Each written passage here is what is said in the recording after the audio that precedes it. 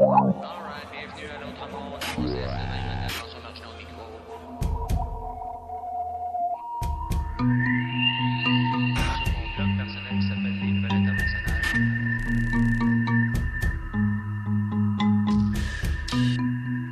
Ah, c'est aussi qu'on retrouve le jeu à faire sur un anneau. C'est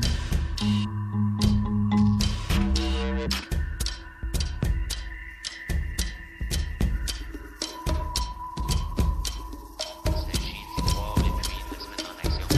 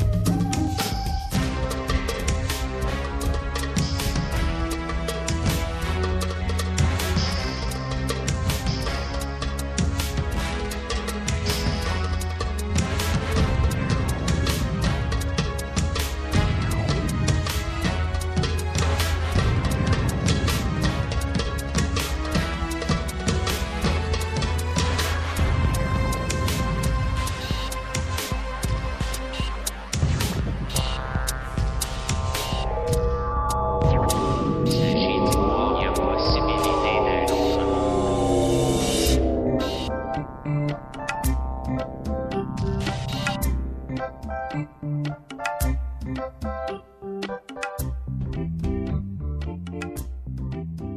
Eh bien, bonjour, chers auditeurs, et bienvenue dans votre cyber-revue de presse L'autre monde, une dose de lucidité hebdomadaire pour stimuler la réflexion et inviter à l'action. Nous en sommes à l'édition du 7 novembre 2011 et vous êtes à l'écoute des ondes de Choc FM, la radio officielle de l'UQAM, d'Alternative à Montréal et dans le monde. Je me nomme François Marginan et je serai avec vous pour les 2 prochaines heures. Alors voilà, donc nous sommes de retour. La semaine passée, on a fait une pause et puis nous revoilà donc. Nous allons parler d'actualité mondiale cette semaine, évidemment d'économie. On va voir un peu ce qui se passe dans ce cas-là. Il va falloir parler de la Libye, on n'aura pas même un choix. Il s'est passé encore des choses assez incroyables là-bas, donc il va falloir parler de la Libye. Et puis on va parler aussi de Fukushima et du nucléaire. Donc voilà, ça va être ceci pour l'émission. Donc voilà, c'est parti. Nous, on va commencer. Écoutez, il y aurait tellement d'affaires à dire. On va commencer avec les nouvelles générales. Et puis après ça, je pense qu'on va faire une petite virée sur la Libye avant d'aller à la pause musicale. Donc écoutez, dans les nouvelles de la semaine, en fait, je vais couvrir la semaine passée puis l'autre d'avant. Et donc il y a des nouvelles là, qui finalement qui datent de quelques jours et d'autres de plus d'une semaine. Ça faisait quelques émissions que je vous en parlais. C'est cette semaine, le 9 novembre, donc mercredi, que le FEMA, la Federal Emergency and Management Agency, c'est une agence là, des services d'urgence là, quand il y a des tremblements de terre, des tornades, des trucs du genre. Et puis qui a des budgets noirs, des black budgets assez impressionnants et qui aussi sont impliqués dans la maintenance de l'ordre lors d'événements quelconques, que ce soit d'urgence, que ce soit un soulèvement social, une crise économique, une guerre biologique, peu importe. Donc le FEMA qui a des pouvoirs quand même très très importants, ont le pouvoir, s'il y a un ordre exécutif du président d'une urgence nationale qui est signé, de saisir tous les moyens de communication, de transport, etc., etc. Donc écoutez, cette semaine, ce mercredi, ils vont conduire un test d'alarme, donc un système d'alerte qu'ils ont. Et puis, ils vont tester ce système-là pendant 30 secondes. Et puis ça va se produire sur toutes les radios, les télévisions, câbles, satellites et les vidéos services aussi par câble. Donc, c'est assez incroyable. On dit que les téléphones et puis les téléphones cellulaires ne devraient pas être inclus dans ceux-ci. Par contre, certains téléphones cellulaires pourraient être inclus. Alors, voilà. On se prépare à je vous dirais, officiellement, c'est un test là, pour tester les systèmes d'alarme qu'ils ont, d'alerte en fait. Mais vous devez comprendre que évidemment il y a des agendas derrière ça. On est en train de s'assurer qu'on peut avoir la switch aux États-Unis, l'interrupteur pour mettre tous les systèmes de télécommunications sous contrôle de cette agence gouvernementale fédérale américaine. Donc, on va se donner le pouvoir un cas de soulèvement social ou d'un peu ce qui se passe un peu comme en Grèce, c'est-à-dire pas une guerre civile, mais une guerre du peuple versus le gouvernement et puis l'élite financière d'avoir la possibilité à ce moment-là. On a vu un peu comment que ces mouvements-là s'organisent avec l'Internet et puis les télécommunications, Twitter, et ainsi de suite. Alors, on va s'assurer d'avoir le contrôle sur tous les moyens de télécommunication électronique, donc le pouvoir de prendre contrôle de tous ces systèmes-là. Donc imaginez. Ensuite, ça c'est tout chaud, ça s'est produit hier et puis toute la journée de dimanche. On a eu un tremblement de terre de magnitude de 5,6 à Oklahoma City. Ça, c'est en fait dans la soirée de samedi soir, samedi dans la nuit. C'est en fait un tremblement de terre le plus important de l'histoire de cette ville à Oklahoma. Et puis après ça, bon, ce tremblement de terre-là a été senti jusqu'au Texas, au Kansas, au Missouri, puis en Arkansas. Ensuite, dans la journée de dimanche, eh bien, on a eu 15 tremblements de terre qui ont suivi, donc dans les 24 heures qui ont suivi, de l'ordre de 3 et plus jusqu'à 4 et 5,6 de magnitude. Là, le sol bouge de façon quand même assez importante dans cette région. Ensuite aussi, au niveau du climat, ensuite, vous avez sûrement entendu parler des tempêtes de neige très précoces aux États-Unis qui ont frappé les États-Unis la semaine passée. On a eu de 15 jusqu'à 30 cm de neige qui sont tombés, donc très précoces dans les régions du nord-est des États-Unis. Donc, on a même des États qui ont déclaré l'état d'urgence, comme au New Jersey, au Massachusetts, puis au Connecticut, et aussi dans des larges parties de l'État de New York. Alors, donc voilà. On n'a pas vu ça. En fait, c'est la quatrième fois depuis la guerre civile il y a 150 ans aux États-Unis que ça se produit dans ces régions-là pour une tempête de neige aussi importante. Donc, écoutez, c'est quand même assez important comme truc là. Ça s'est passé à 3 reprises dans le passé depuis 1869. Donc, voilà. Pardon. Ensuite, écoutez. Vous avez 80% de l'Australie qui est sous les températures normales depuis les 12 derniers mois. Ensuite, on attend en fait les derniers jours, ça s'était attendu pour les jours précédents et puis ça pourrait en fait se poursuivre jusqu'au mois de décembre où on prévoit des températures sibériennes en Grande-Bretagne, en Angleterre. La température qui pourrait descendre jusqu'à moins 15 degrés Celsius, alors ce qui est très anormal. Donc, on attend aussi des tempêtes de neige assez importantes. Donc, voilà, du réchauffement climatique. Alors, vous savez que le réchauffement climatique, ça cause un refroidissement climatique, évidemment. Donc, le haut et le bas, et puis blanc, c'est noir. Donc, voilà. Ensuite, vous avez eu des pertes de courant assez importantes qui pourraient durer plusieurs journées dans la tempête dont je vous parlais aux États-Unis. Donc ça s'est passé la semaine passée. Donc évidemment, je vous lis la nouvelle comme c'était au présent, là, mais probablement que ces cas de perte d'électricité se sont résorbés à l'heure qu'il est, mais vous avez des millions de maisonnées qui ont perdu le courant. Donc voilà. Ensuite, vous avez différentes nouvelles ici qui parlent justement du Climate Gate, alors la fin du Climate Gate et puis de toute cette histoire, cette fausse hystérie là du réchauffement climatique causé par l'homme. Alors vous avez différentes histoires à aller voir sur cela.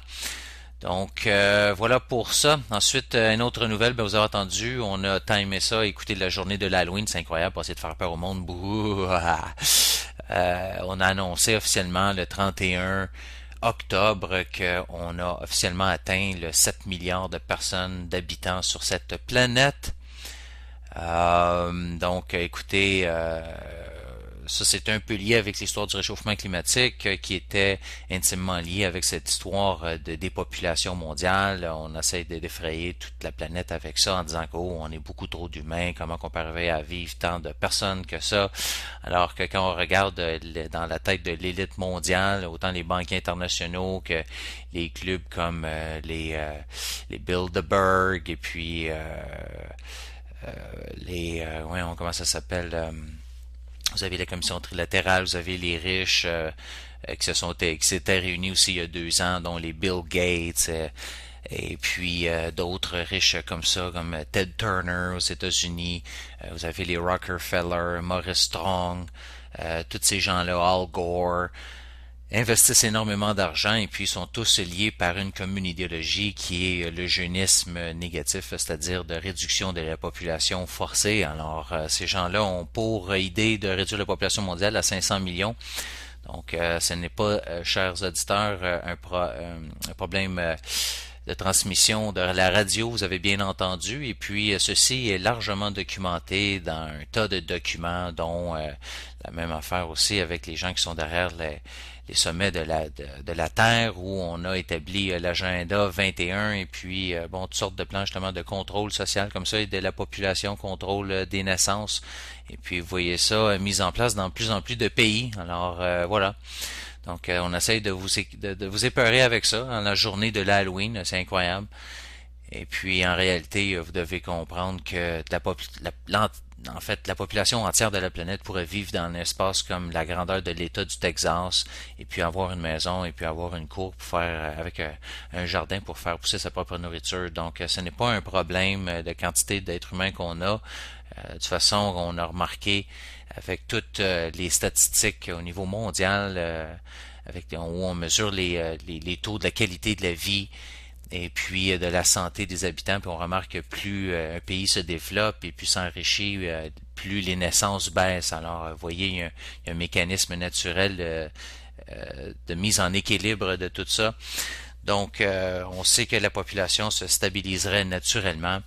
Donc, il n'y a aucun problème avec ça. Le problème, c'est évidemment un problème de répartition des richesses. Alors, vous avez une élite mondiale qui aimerait bien garder toute la planète entière et puis ses richesses pour elle-même et puis avoir une petite communauté d'esclaves de 500 millions d'habitants et puis retourner aux temps féodaux, quoi. Donc, c'est réellement ce à quoi on fait face. Et puis, ça va être un peu le thème au complet de l'émission. Vous allez voir ça.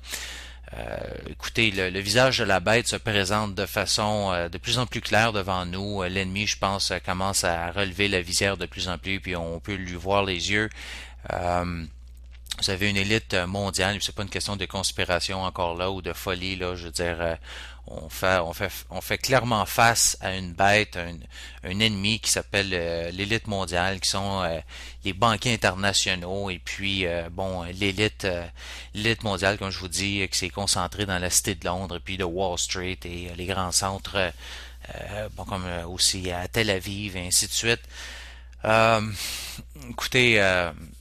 Je crois que c'est assez clair, les Islandais qui ont voté à 95% pour ne pas rembourser les banquiers privés qui clairement ont pris l'argent des habitants, de la population, du peuple, et puis a fait du gros gambling. On a joué avec cet argent-là, puis qu'on l'a perdu, ben là on s'est retourné de bord, puis on a dit à ces populations-là qu'il va falloir instaurer des mesures d'austérité, que les gens serrent la ceinture et puis remboursent les pertes des banquiers privés qui finalement impriment l'argent comme de l'eau et puis nous le chargent avec intérêt. Un système qui est basé sur la dette. Donc, on voit aussi maintenant le peuple grec. Vous allez voir dans les nouvelles de l'actualité, le peuple grec qui se révolte. Je ne sais pas si vous avez vu des images qui sortent de la Grèce, parce que c'est pas dans les médias de masse qu'on vous les montre, ces images-là, malheureusement. On essaie de vous cacher la réalité. Il y a une guerre en Grèce. Il y a une guerre, chers auditeurs. Le peuple est en guerre contre l'élite. Les politiciens puis les élites financières en Grèce ont peur de sortir dans les rues pour se faire pendre après les poteaux d'électricité. Okay? Vous avez carrément le peuple qui se bat contre les forces de la police qui est engagé par le régime en place pour défendre finalement l'élite et non défendre le peuple. Okay? Dans de plus en plus de pays, on comprend qui est l'ennemi. Vous avez cette élite financière qui prend possession de des pays entiers, et puis lorsque ces pays-là tentent de se sortir de ce joug financier, de ce système bancaire basé sur la dette, système fractionnaire bancaire, contrôlé par des banquiers privés, internationaux, eh bien, ce qui arrive, c'est que le pays se fait ravager puis se fait ramener à l'âge de pierre. Et puis, l'exemple le plus récent de ça, ben, c'est la Libye. OK? On vous raconte des niaiseries, des mensonges incroyables, même ici à la radio au Québec, probablement la même affaire en France. Je sais qu'on a plusieurs auditeurs en France sur le continent européen, aussi en Belgique, Afrique du Nord. Bonjour à vous, en passant. Écoutez, on ne rapporte pas la vérité. On a rentré dans le tas en Libye, pas parce qu'on voulait libérer le peuple, pas parce qu'on voulait protéger la population.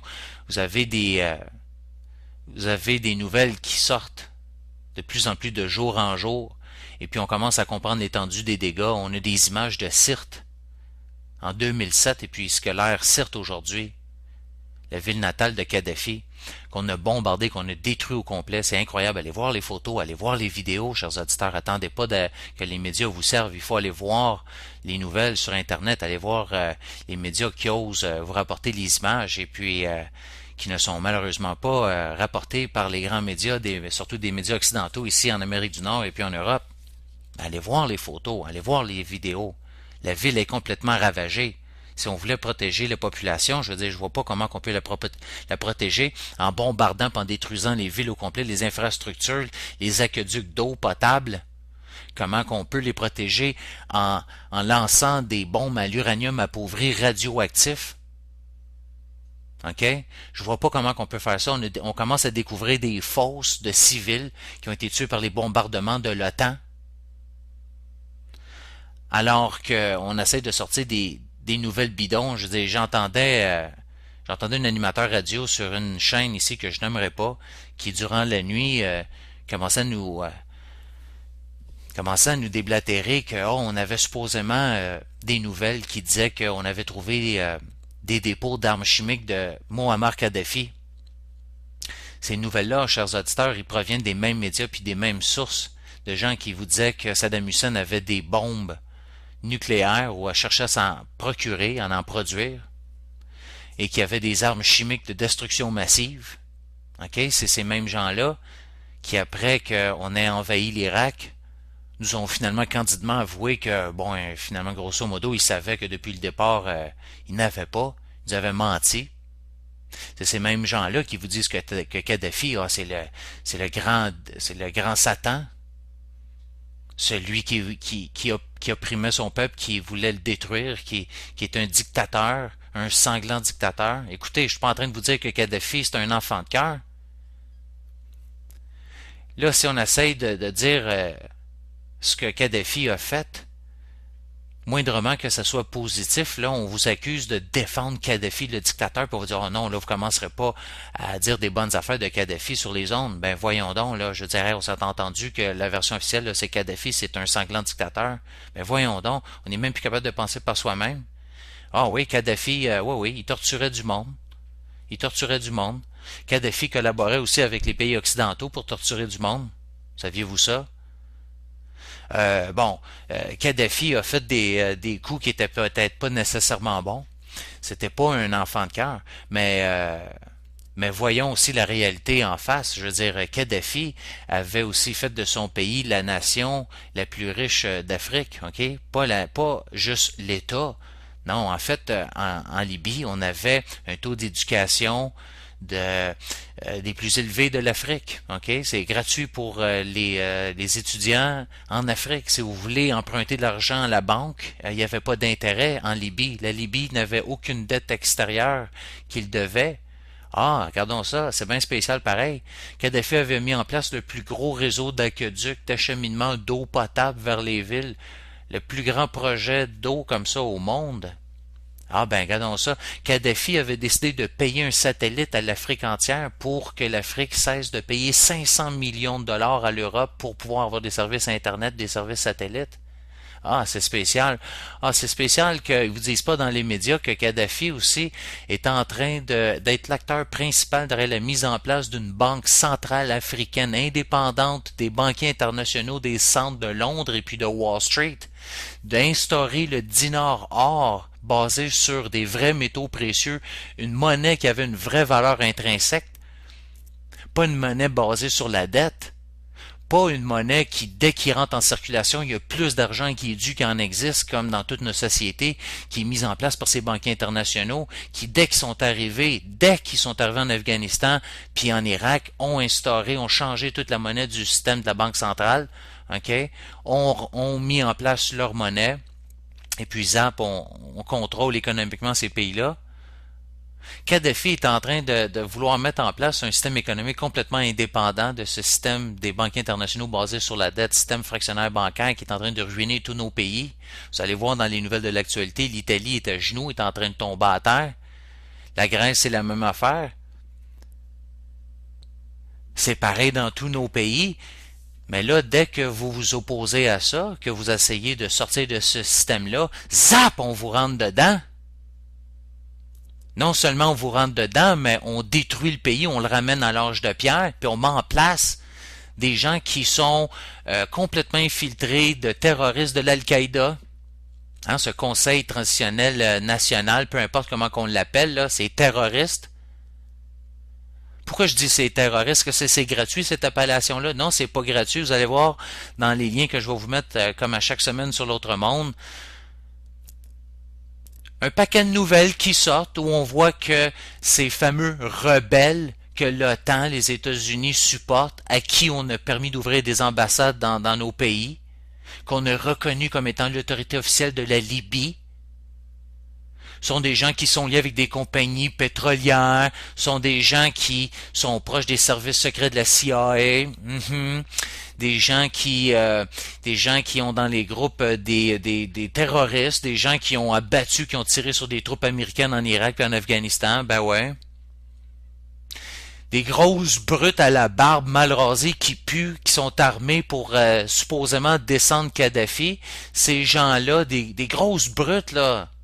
Vous avez vu toutes les images, OK? Des grosses brutes, des balles, puis tout. Ces gens-là, une semaine après que Kadhafi soit tombé, là, ils sont avec une charte d'une banque centrale.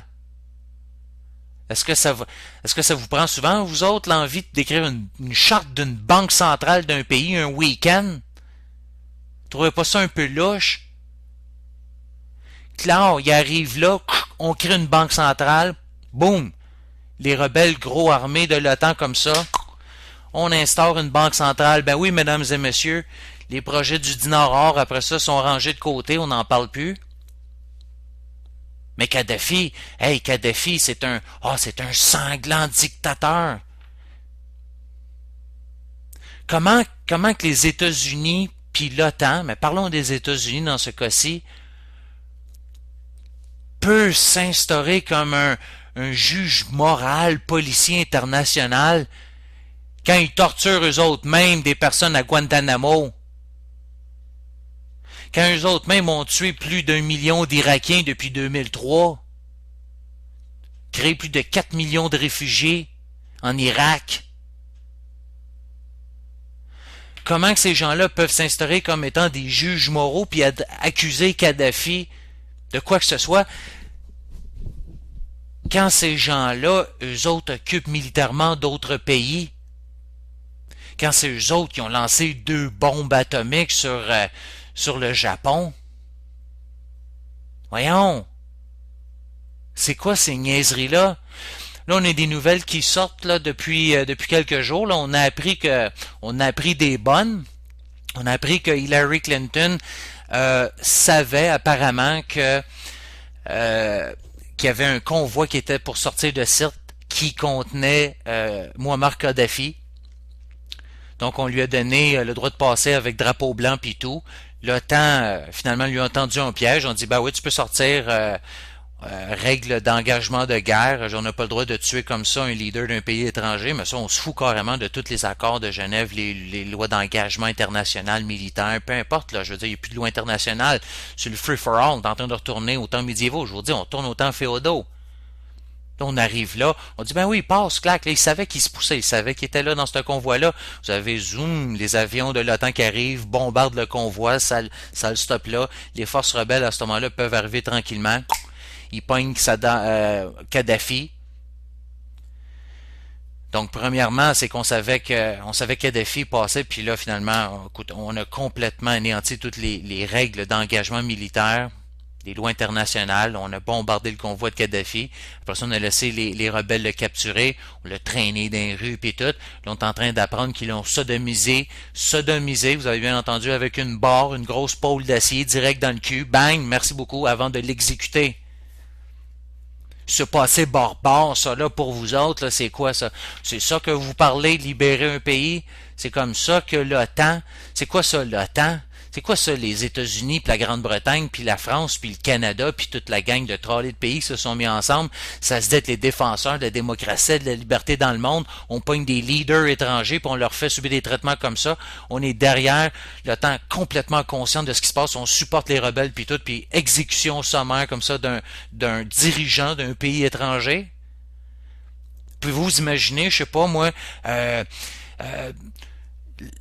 Merkel, ok, de l'Allemagne, qui envoie des troupes, on bombarde la France ou la Grande-Bretagne, et puis on pogne Sarkozy ou ben non Cameron, et puis on l'exécute, on le sodomise avec une barre d'acier dans le derrière, puis après ça on l'exécute sur la place publique. Imaginez-vous si, je sais pas moi, les Palestiniens arrivaient en Israël, puis on pognait Netanyahou, puis on y faisait le même traitement.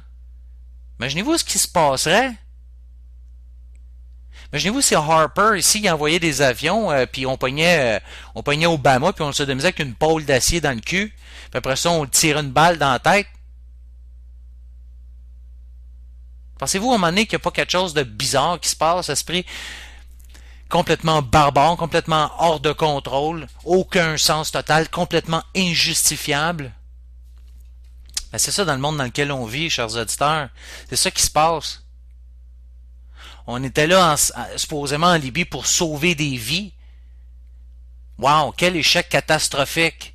Des évidences qui sont trouvées que des forces pro-OTAN ont commis des massacres à Sirte et puis dans d'autres villes, et puis on commet des exactions comme ça, des exécutions sommaires un peu partout à travers la Libye maintenant. Les forces rebelles qui sont en place maintenant, qui sont reconnues comme étant les autorités par l'OTAN et puis par nos pays occidentaux, sont en train de commettre un nettoyage ethnique des Noirs qui sont en Libye. Fantastique, c'est vraiment super. Wow!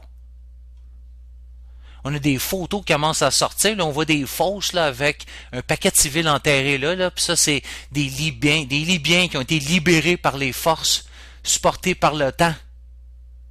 Hey, c'est super! Mais par contre, si vous parlez de ça, si on ose dire de quoi de positif par rapport à Kadhafi, ah ben là, hey, on dit, ben voyons donc, comment ça se fait que vous portez un dictateur pis tout? Ouais, mais on est quoi, nous autres? On est quoi? On se trouve à avoir un massacre programmé de la famille Kadhafi. On est en train de toutes les éliminer. Ces gens-là, ils en savent trop. Pouf, il faut les éliminer. Des nouvelles troublantes comme ça qui sortent. Évidemment que vous avez eu plusieurs nations qui ont protesté, qui se sont dit, voyons donc, qu'est-ce qui s'est passé là en Libye? Le règne de la loi est complètement ignoré. Je veux dire, on assiste à des exactions extrajudiciaires de leaders internationaux, de leaders de pays étrangers. OK? C'est complètement débile, là. C'est une grave brèche là, c'est la 3e convention de Genève sur les prisonniers de guerre de 1949, dont la France et puis les États-Unis font partie. OK? Et puis, ça ne fait pas aucune différence à savoir, peu importe comment qu'on aime ou on n'aime pas un prisonnier de guerre, c'est un prisonnier de guerre. On a toutes les obligations, selon ces traités-là, de juger cette personne-là, de l'arrêter, et puis de la punir dans des cours, pas de la battre d'une balle d'une tête après l'avoir sodomisée avec une barre d'acier. OK? On parle d'un meurtre gratuit, brutal, barbare. Voilà le nouvel ordre. Le nouvel ordre mondial qui est en train de vous envoyer un signe très clair. Un signe très clair. Si vous touchez à notre système, si vous essayez de vous libérer de nous, on va vous rentrer dedans. Puis, chers auditeurs, de grâce, ne soyez pas dupes. Si vous pensez que ce qui se passe en Libye, en Afghanistan, en Irak, en Somalie, au Yémen, au Pakistan, ne vous concerne pas, que ça vous arriverait pas dans votre pays parce que nous, on habite dans des pays occidentaux, des pays civilisés, des pays riches, des pays développés, etc., etc., détrompez-vous. S'ils font ça à la Libye, ils vont le faire à n'importe qui, n'importe quel pays, n'importe quelle nation. Ils sont en train de mettre la Grèce à genoux en ce moment. M'entendez-vous, là?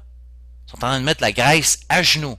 C'est une guerre contre le peuple. Ils sont en train de vider les fonds de pension, de sacrer les gens à terre, de sortir de leur maison. Les gens perdent leur maison, perdent leur emploi, perdent leur futur, ils perdent tout. Ils sont en train de ruiner ces gens-là. Des terroristes financiers. Ces gens-là ne jouent pas des jeux. Ils ne jouent pas des jeux. Ils sont prêts à tout. À vous ruiner jusqu'à vous bombarder puis vous faire pleuvoir des bombes à uranium appauvri sur la noix. Ils ne jouent pas de jeu. Si vous avez un leader comme Kadhafi qui est prêt à instaurer une monnaie qui va être complètement indépendante du système bancaire, des banquiers internationaux, des banquiers privés internationaux, on va te rentrer dedans. On va rentrer dans le pays, on va te faire souffrir. On va bombarder ta population, on va détruire les ponts, les infrastructures, les écoles, parce que c'est ça qu'ils ont fait en Libye, OK? Tuer entre 30 000 et 50 000 civils. Hey, c'est humanitaire, ça. Hey, on protège la population en salle, hein? Puis on va ramener des villes à l'âge de pierre. On va toute la détruire. Allez voir les photos de Sirte avant, après. Allez-y voir. Allez voir les photos de Tripoli que ça a l'air. Vous croyez pas ça? Prenez un billet d'avion, allez voir. C'est ça. C'est comme ça que ça se gère. C'est comme ça. C'est à ça qu'on fait face. Si vous pensez que ce qui se passe en Libye maintenant ne vous affecte pas, réveillez-vous, là. On est tous des Libyens, on est tous des Palestiniens, on est tous des Afghans, on est tous des Irakiens, on est tous des Pakistanais, on est tous des Somaliens, on est tous des Yéménis, on est tous des Africains. Là, l'humanité est en train de réaliser qu'on a un sérieux problème. Puis, il y a une bonne fraction de l'humanité, quand vous parlez d'un mouvement Occupy Wall Street qui est dans plus de 83 pays, 1500 villes, quand vous voyez que simultanément, autant aux États-Unis qu'en Europe, qu'ici au Québec, au Canada, à Vancouver, puis ici au Québec, vous voyez de plus en plus les autorités qui, là, commencent à taper du pied, commencent à devenir pas mal nerveuses avec ces occupations de Wall Street, là. Ils commencent à sentir la soupe chaude, puis le peuple commence à en avoir pas mal marre, puis elle commence à réaliser que c'est pas une question de tel parti politique ou tel autre, droite, gauche, républicain, démocrate, ça n'a rien à voir, conservateur, libéral, peu importe ce que vos partis politiques sont, les gens réalisent que c'est pas ça le problème. Réalisent c'est quoi le cœur du problème, c'est qui le cœur de l'ennemi en réalité. C'est ce système financier basé sur la dette qui, dès qu'il entre en fonction, il y a plus d'argent qui est dû qu'il en existe. Ils veulent passer 130 milliards de dollars à la Grèce. En fait, c'est d'euros. Mais ils vont demander quasiment le double en intérêt. Des mesures d'austérité qui vont égorger le peuple au complet. Mais cet argent-là, il n'existait pas, là. Ils arrivent, zappent, puis ils impriment ça dans l'ordinateur, puis là, les gens, il faut qu'ils remboursent le 130 milliards d'euros, plus les intérêts. C'est quoi cette affaire-là?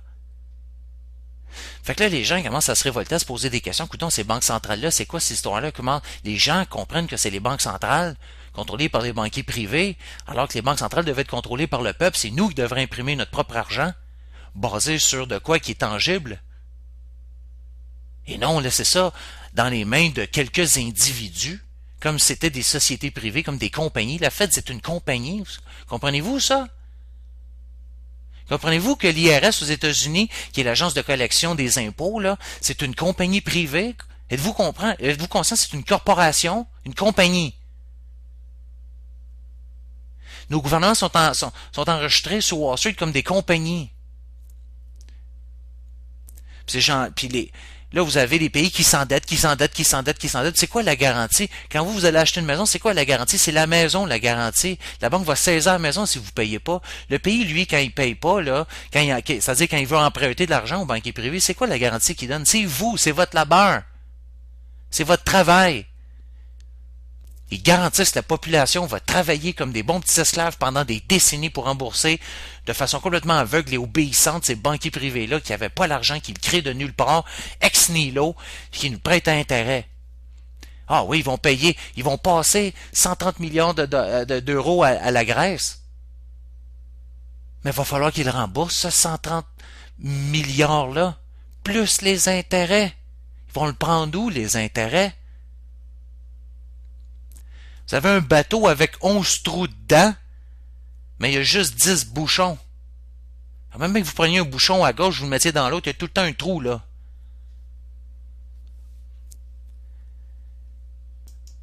Donc là, on est en face d'un ennemi commun, un ennemi qui n'hésite pas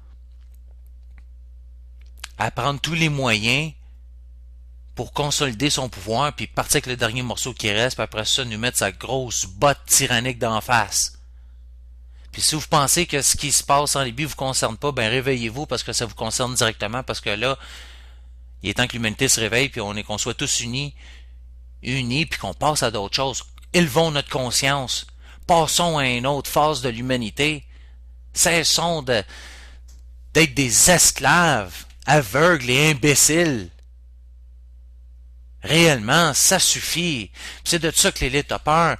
Donc là, c'est ça le point que j'arrivais à en faire, c'est que là, vous avez, évidemment, tous les gouvernements, les maires des villes, tout le monde commence à capoter. Il va falloir arrêter ce mouvement-là. Là, les gens de l'élite, là, commencent à sentir la soupe chaude. Ils savent que là, ça à un moment donné, le peuple, s'ils n'arrêtent pas ça, là, à un moment donné, ils vont finir en prison ou ben non, sur le bout d'une corde, en haut d'un lampadaire. Les gens du Parlement grec ont littéralement peur de sortir dans la rue. Ont peur du peuple. Ça, c'est bon. Quand le gouvernement a peur du peuple, c'est la liberté. Quand le peuple a peur du gouvernement, c'est la tyrannie. OK? Fait que là, on veut écraser ce mouvement-là. Puis là, ben, vous allez voir dans les nouvelles que je vais vous laisser cette semaine, un paquet de nouvelles. Là, je crois que c'était à Oklahoma, où vous avez carrément la police qui est rentrée dans le tas. Vous avez eu plus de 100 000 personnes qui ont marché, ok, ensemble pour protester, pour dénoncer ce système économique, cette folie, ces fous de Wall Street puis les millionnaires qui accaparent, écoutez, 39%, les millionnaires qui contrôlent 39% de la richesse globale mondiale. OK? Et puis là, ben, vous avez la police qui rentre dans le tas, vous avez même des anciens vétérans, un gars s'est fait fracturer à la face, et puis là, des gens ont voulu y porter secours, la police qui lance des bombes à flash. Pff, écoutez, c'est en train de virer assez chaud là, aux États-Unis, puis un peu partout à travers le monde. Donc là, ça rentre dans le tas, ça matraque la population un peu partout en Grèce, c'est la même affaire.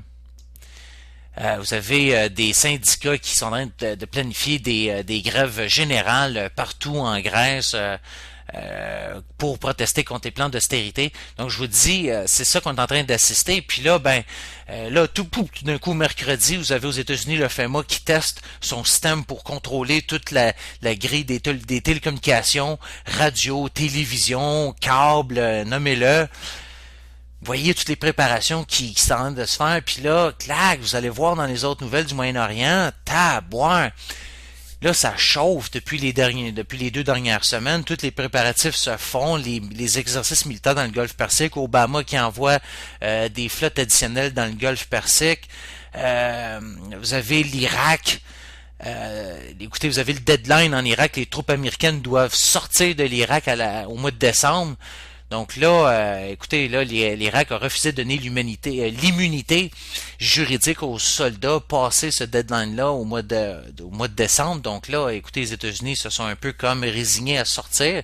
Sauf que d'un autre côté, vous avez le Pentagone qui a annoncé qu'à ce moment-là, ils vont porter la guerre underground en Irak. Donc, elle va quand même continuer, mais elle va être plus underground, menée par des unités secrètes spéciales de la CIA, puis bon, de l'armée américaine. Donc, vous voyez, on va quand même garder des troupes sur place et puis c'est une occupation militaire qui ne va pas se terminer. Sauf que là, vous avez Israël qui panique, qui regarde ça. Oh non, les troupes américaines vont sortir d'Irak, qu'est-ce qu'on va faire? Je veux dire, nous autres, wow, écoutez, là, on a besoin d'attaquer l'Afghanistan le plus vite possible avant que les types G.I. Joe américains se poussent de là. Fait que là, vous avez des roulements de tambour incroyables pour la guerre contre l'Iran. Les bunker busters ont été livrés, tout est préparé. Vous avez Netanyahou qui est en train de faire des crises d'hystérie partout dans les médias en disant que là, il faut attaquer l'Iran, il faut attaquer l'Iran, on va attaquer l'Iran, il se prépare, les exercices militaires. Vous avez l'IDF, le Tsahal, qui a même, on a publié des nouvelles dans les médias traditionnels, les grands médias, comme quoi que là, il était prêt, tous les plans militaires, tous les exercices, tout est fin prêt. On est prêt à attaquer l'Iran. On est prêt à attaquer l'Iran, comprenez-vous, là, chers auditeurs? Là, vous avez l'élite mondiale qui sont en train de paniquer, voient ce mouvement d'humanité qui est en train de prendre conscience. Comme je vous dis, il faut passer à la prochaine vague. Puis là, c'est ça qu'ils voient, puis là, mon Dieu, ils capotent. Oh non, non, non, l'humanité, tous les peuples en train de se réveiller, en train de s'unir contre nous autres. Ils commencent à halluciner, eux autres là. Fait que là, c'est temps de wow! OK, il faut changer la scène international, là, il faut complètement changer l'attention, il faut partir en guerre. Écoutez, vous avez plus de 100 000 personnes qui ont manifesté même à Tel Aviv. Netanyahou, il est très, très, très nerveux, il est pas très confortable, là. Les Israéliens, là, sont bien, bien tannés de vivre dans la misère aussi, là. Ils sont en train de réaliser que la majorité de l'argent va tout le temps dans l'armée, tout le temps en train d'écraser les Palestiniens.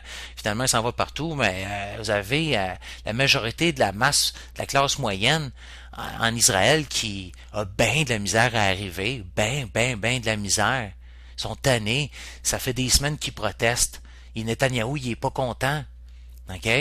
Vous avez des gens, des anciens du Mossad, j'ai oublié son nom, Moshe Dayan, je pense, c'est son nom en tout cas, qui est sorti dans les médias, qui dit là, Netanyahou veut attaquer l'Iran. Écoutez, c'est un gars du Mossad, il était à la tête du Mossad. C'est pas un con, là, je veux dire, il raconte dans les médias que Netanyahou veut attaquer l'Iran et puis que ça serait une erreur. Imaginez, vous avez même des personnes qui sont normalement sont bien avancées dans l'idéologie sioniste et tout, qui réalisent un peu là, l'horreur de ce qui est en train de se préparer. Vous avez les États-Unis qui ont demandé à Israël de ne pas faire d'attaque surprise. Israël qui refuse de se commettre à toute promesse de ne pas faire une attaque surprise sur les installations nucléaires de l'Iran. Les États-Unis qui sont bien nerveux. Vous voyez un peu ça s'en venir. Vous avez plusieurs sénateurs qui disent ah oui, il faut attaquer l'Iran, allons-y, c'est le temps plus que jamais. Là, oh là là là là là, l'Iran est en train de se procurer une bombe nucléaire alors que c'est Israël qui a des bombes nucléaires juste à côté, de façon complètement clandestine. À peu près 400 têtes nucléaires. Vous avez toutes sortes d'articles encore que je vais vous laisser cette semaine qui parlent de ça. Mais anyway, on pourrait se retrouver, on se levait un bon matin, chers auditeurs, on se lève un bon matin, zip zap. Ça y est, Israël a fait une attaque surprise sur l'Iran. Sauf que qu'est-ce que vous pensez qu'il va arriver si on attaque l'Iran? L'Iran a déjà déclaré qu'ils sont prêts, ils attendent, s'ils vont se faire attaquer, ils vont répliquer. Mais là, vous avez, c'est combien de personnes là qui habitent en Iran? Là? J'ai oublié les chiffres, là, ça doit être quoi? 80 millions de personnes, une affaire de même? T'en as un peu, je vais faire une petite recherche pendant que je vous parle. L'Iran, là, ils ont une armée pas mal puissante. C'est une des armées les plus puissantes au monde. OK? Et puis, ces gens-là sont très, très bien entraînés. Vous avez la garde nationale, hein? Et puis, ces gens-là sont tout frais et dispo. On parle pas d'une petite armée toute démolie comme l'Irak, là. On parle pas d'une petite armée parcellaire de la Libye, là. OK? Vous avez pas mal de monde. C'est quoi? C'est... Attendez un peu, Iran, je l'ai ici. Quoi, 100 millions, on dit? Environ ça.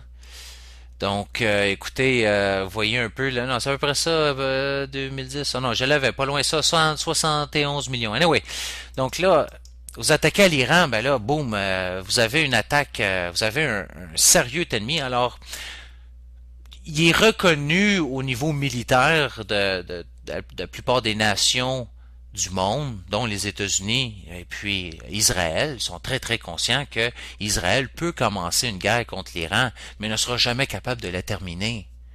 Dans tous les scénarios de guerre qu'on a fait en Israël, tous les types d'attaques qu'on a faites, on n'a pas réussi à en trouver un dans lequel Israël pourrait s'en sortir clairement victorieuse, sans l'aide, l'intervention des Américains.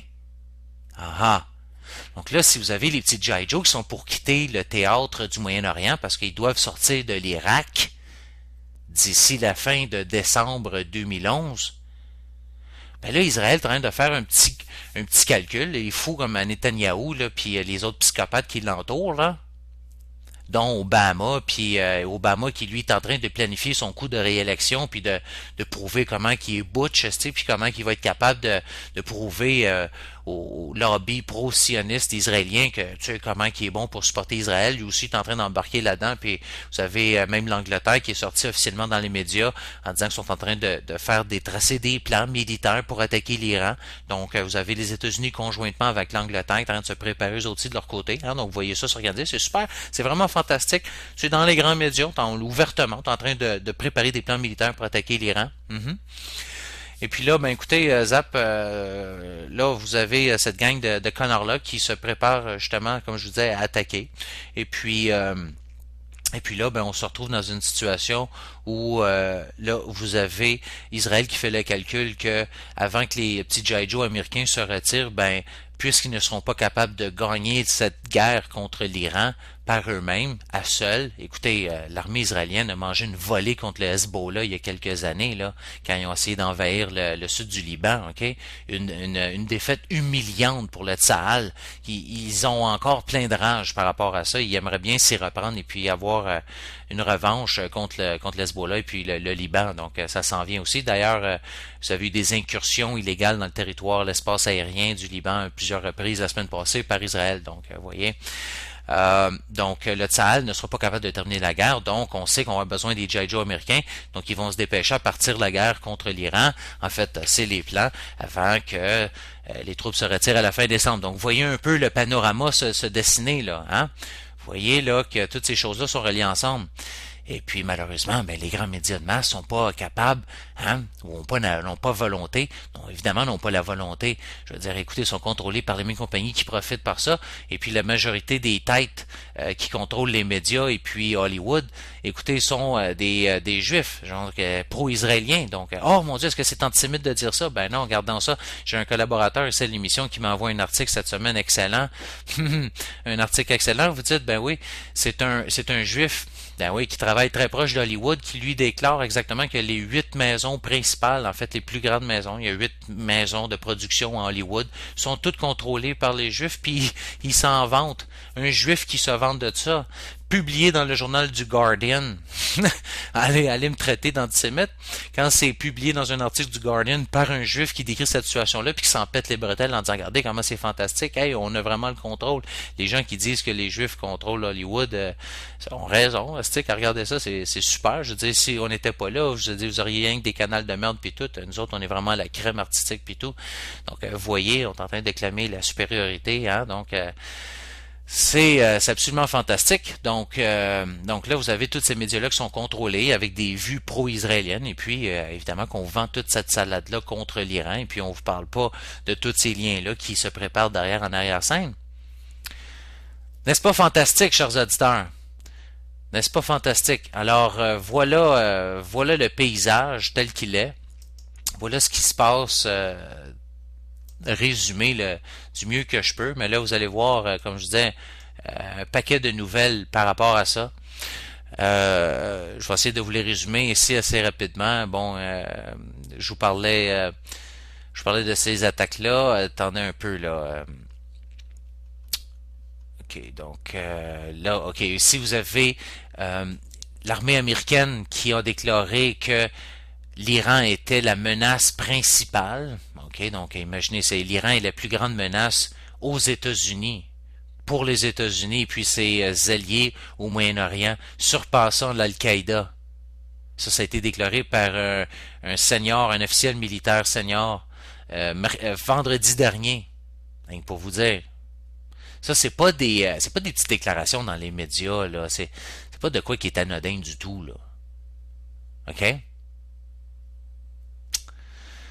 On est en train de vous dire clairement, là, qu'on est en train de se préparer à attaquer, là. Right? Ensuite, ben là, vous avez les États-Unis qui, finalement, s'est retiré. Il y avait des plans d'imposer des sanctions sur la Banque centrale de l'Iran. Donc là, on a décidé de ne pas les provoquer directement tout de suite comme ça. Je vous disais ici l'article du Ynet. Ça, c'est un journal israélien où je vous parlais de cet article où le Tzahal se dit prêt à attaquer l'Iran. Là, vous avez, bon, écoutez, l'OTAN, ici, on parle des intérêts de l'OTAN qui sont compatibles avec ceux d'Israël. Donc, on veut éliminer l'Iran, évidemment, pour différentes raisons. Israël la voit comme étant une menace existentielle. Et puis, évidemment, que l'OTAN qui est contrôlé par les États-Unis voit l'Iran comme une menace aussi à son système hégémonique. Pas juste aux États-Unis, mais aussi, écoutez, la famille Rothschild et puis Israël et puis les banquiers de Londres. Évidemment, c'est cassez-vous pas la tête là. C'est sûr que l'Angleterre est là-dedans. Pourquoi? Parce que ça nuit au centre, la cité de Londres. Hein, donc, ces fameux banquiers centraux, comme je vous parlais, ces banquiers mondiaux privés. Écoutez, l'Iran a commencé à vendre son pétrole en devises internationales, toutes sortes de devises internationales, sauf le dollar américain. Et puis là, l'Iran est en train de s'unir avec l'Irak. Vous avez Hamid Karzai en Afghanistan qui est étonnamment qui était le pion des États-Unis, qui est un ancien consultant des compagnies de pétrole qui a été mis en place, qui lui finalement a déclaré dans les médias que l'Iran était maintenant un bon ami, le Pakistan est un bon ami, que ces deux pays-là étaient pour être attaqués, que maintenant l'Afghanistan était pour se tenir avec eux autres. Vous avez toutes ces alliances-là qui se font, l'Irak avec l'Iran, puis là, écoutez, on n'aime pas ça. Et là, donc, il faut éliminer l'Iran. Donc, et puis en même temps, en partant une guerre contre l'Iran, ben là, à ce moment-là, tous les soulèvements sociaux du peuple à l'intérieur des États-Unis, puis en Afghanistan, en France, en Angleterre, à ce moment-là, ils doivent se fermer la gueule parce que, hey, là, on est en guerre. Et là, si vous protestez contre votre gouvernement en temps de guerre, c'est que vous n'êtes pas patriotique. Hein? Donc là, on ferme la gueule du peuple comme ça en partant une guerre. C'est comme ça d'ailleurs que traditionnellement, historiquement, les nations se sortent tout le temps de la marde, autant d'une récession économique, une dépression, qu'un soulèvement important de la population contre les autorités, contre le gouvernement. Hein? Donc on part des guerres, on sème la zizanie, puis merci, bonjour. All right? On dépense de l'argent. Écoutez, c'est incroyable. Là, vous allez trouver des nouvelles. On a dépensé plus d'1 trillion de dollars au Pentagone depuis 2001. Les attaques du 11 septembre. Ben oui, chers auditeurs, 1 trillion de dollars. Et puis ça continue. Les attaques de drones qui se sont poursuivies dans plus de 3 pays. La semaine passée, on a tué des dizaines de personnes en Somalie, au Yémen, au Pakistan. C'est super joyeux. Vous avez évidemment des articles qui font état que ces attaques de drones-là sont des attaques extrajudiciaires. Complètement sommaires et arbitraires, qui sont complètement hors la loi internationale. Évidemment, mais ça, on s'en fout. Les États-Unis se permettent quand même de faire la morale puis jouer le policier moral dans le monde. Hein? Là, ça continue, toutes ces histoires-là. Donc, évidemment, là, vous avez toutes ces nouvelles-là qui commencent à prendre sens quand on commence à les mettre ensemble puis on voit le tableau général. OK? Donc là, vous allez tout trouver ces nouvelles-là. Donc, vous avez l'armée britannique qui prend toutes les mesures nécessaires pour se préparer contre une attaque contre l'Iran. Alright. Donc, évidemment, la justification, c'est les armes nucléaires iraniennes, alors qu'il n'en existe pas du tout. Hein, vous avez des inspecteurs même de l'Agence nucléaire internationale qui ont été admis dans toutes les installations nucléaires iraniennes. Et puis, il n'y a aucun indice qui permet de croire que l'Iran essaye de produire des armes nucléaires. Alors que vous avez le pays voisin, Israël, qui en possède 400 de façon complètement clandestine. Mais ça, regardez... c'est Israël, fait que, excusez, là, on a des 2 poids 2 mesures, puis c'est comme ça fonctionne. Israël, c'est pas grave, on peut pas questionner ça, là. OK? Écoutez, je veux dire, ça continue comme ça. Israël qui a testé des missiles. Vous voyez, Israël qui considère une attaque préventive contre les installations nucléaires de l'Iran. Donc, vous voyez, ici des nouvelles qui parlent de ça, le premier ministre Benjamin Netanyahu qui est en train de,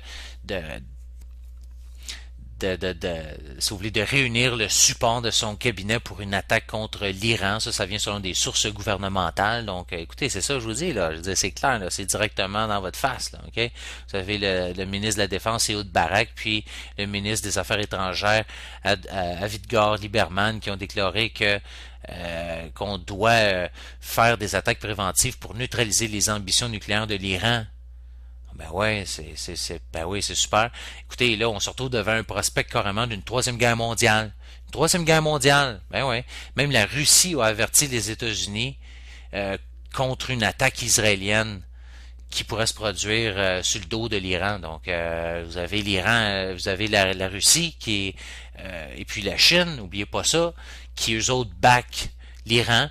Vous avez la Russie déjà d'ailleurs qui a acheminé des systèmes de détection, radar, des missiles. Donc on arme aussi l'Iran.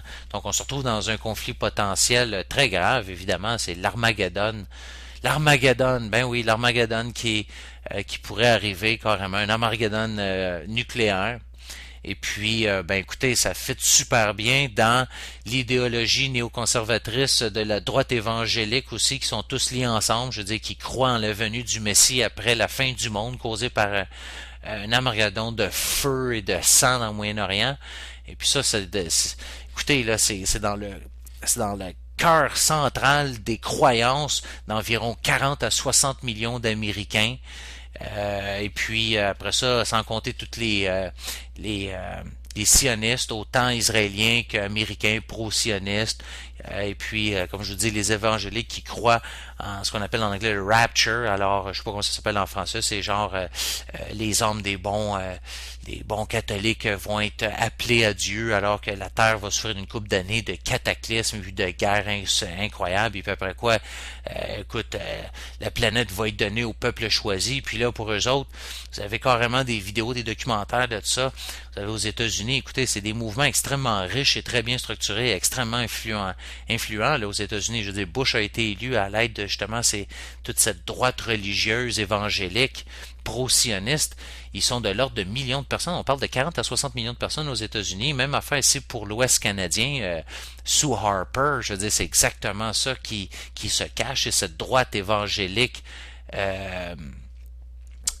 pro-sioniste. Et puis ces gens-là, dans leur croyance, ils pensent qu'après l'Armageddon, ça va être la venue du Messie, et puis là, la terre promise, et puis la terre donnée au peuple choisi. Écoutez, c'est fou, là. Ces gens-là ne veulent pas attendre que la prophétie biblique se produise, là.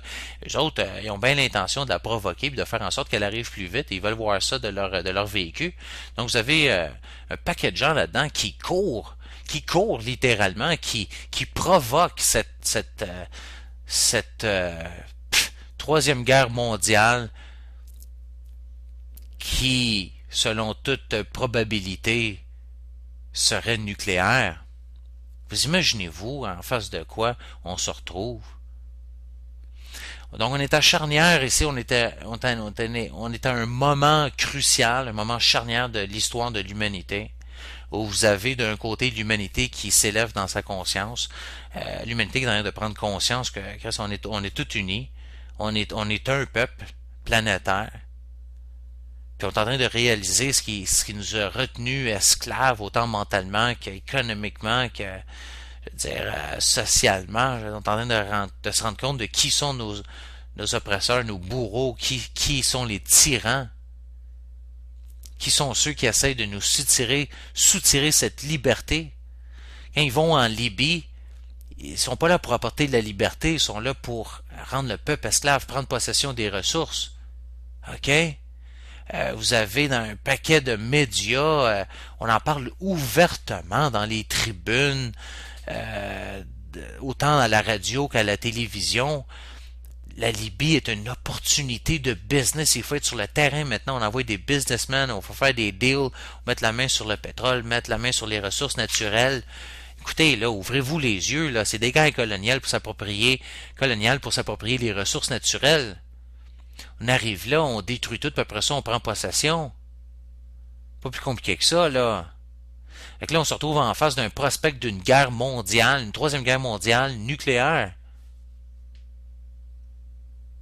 Complètement suicide.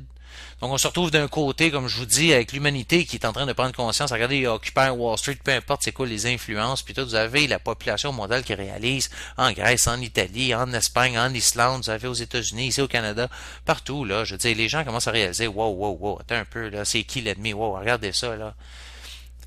Vous avez, c'est le Pentagone, les services secrets, autant de tous les pays, de la France, du Canada, des États-Unis, je veux dire, de l'Angleterre, ils sont pas là pour protéger le peuple. Ils sont là pour protéger les corporations. Ils sont là pour protéger le pouvoir établi, l'establishment. Ils sont là pour ça. C'est la seule raison pour laquelle ils sont là. OK? Fait qu'ils arrivent dans ces pays-là, puis c'est la seule raison, c'est de mettre la main sur les ressources de ces pays-là, contrôler. C'est pas plus compliqué que ça. Ils sont pas là pour protéger la population. Donc là, Troisième Guerre mondiale, c'est ça à quoi on fait face en ce moment. Collaborateur qui m'envoie un autre lien longtemps avant la déclaration de Wesley Clark qui rapportait les propos d'autrui et Ehud Barak s'exprime le jour même du 11 septembre à la BBC accompagné de Richard Pearl et Frank Gaffney. Vous avez une vidéo, on appelle Rogue Countries, Iraq and Iran. On dit l'Irak et l'Iran, la Corée du Nord, peut-être Kadhafi et peut-être un autre de plus. Ça fait déjà des années que c'était prévu ce qui se passe en ce moment. On n'a pas enlevé Kadhafi de là parce que c'est un méchant dictateur, pis tatatat. On s'en fout, en autant que c'est les amis. J'ai fait des émissions dans le passé, il y a quelques semaines. Écoutez, on arrive en Libye pour supposément libérer le peuple.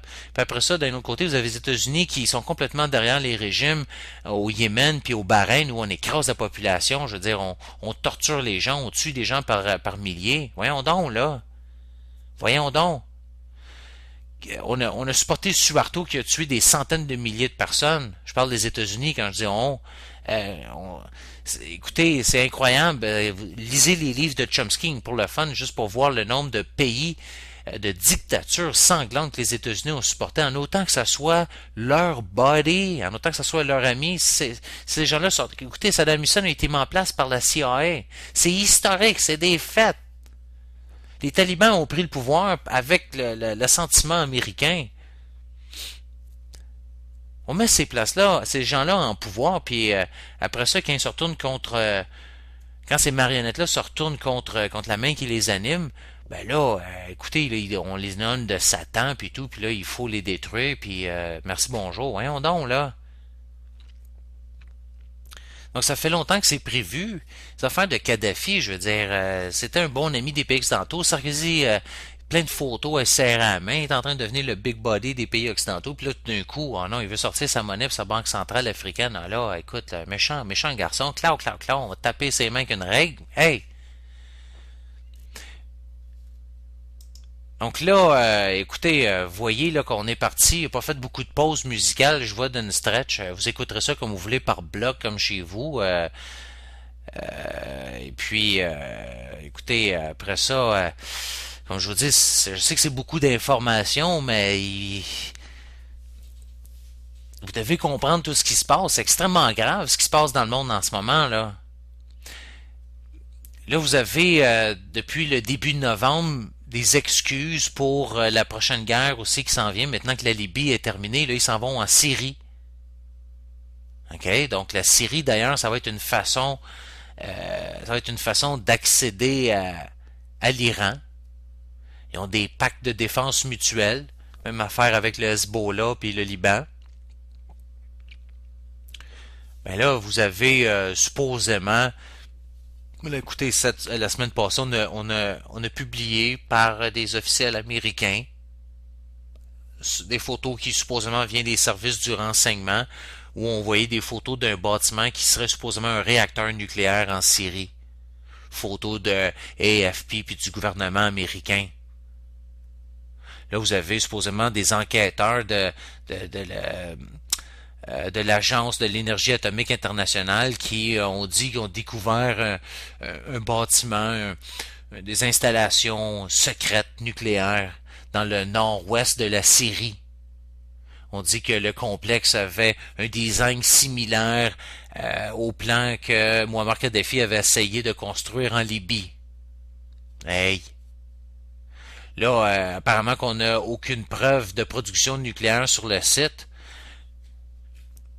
Et puis là, ben, vous apprenez dans les nouvelles de la semaine des derniers jours très récents que finalement, c'était pas un bâtiment, une installation de production de matériel nucléaire, c'était une fabrique textile, une manufacture de produits textiles. Comprenez-vous les babards qu'on vous raconte? Que c'est n'importe quoi, là. N'importe quoi.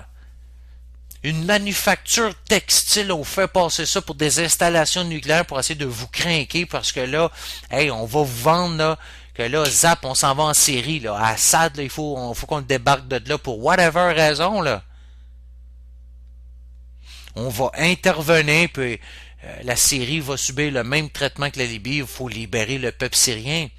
Ah oui, par quoi? Parce que là, apparemment que le régime d'Assad écrase sa propre population puis tout.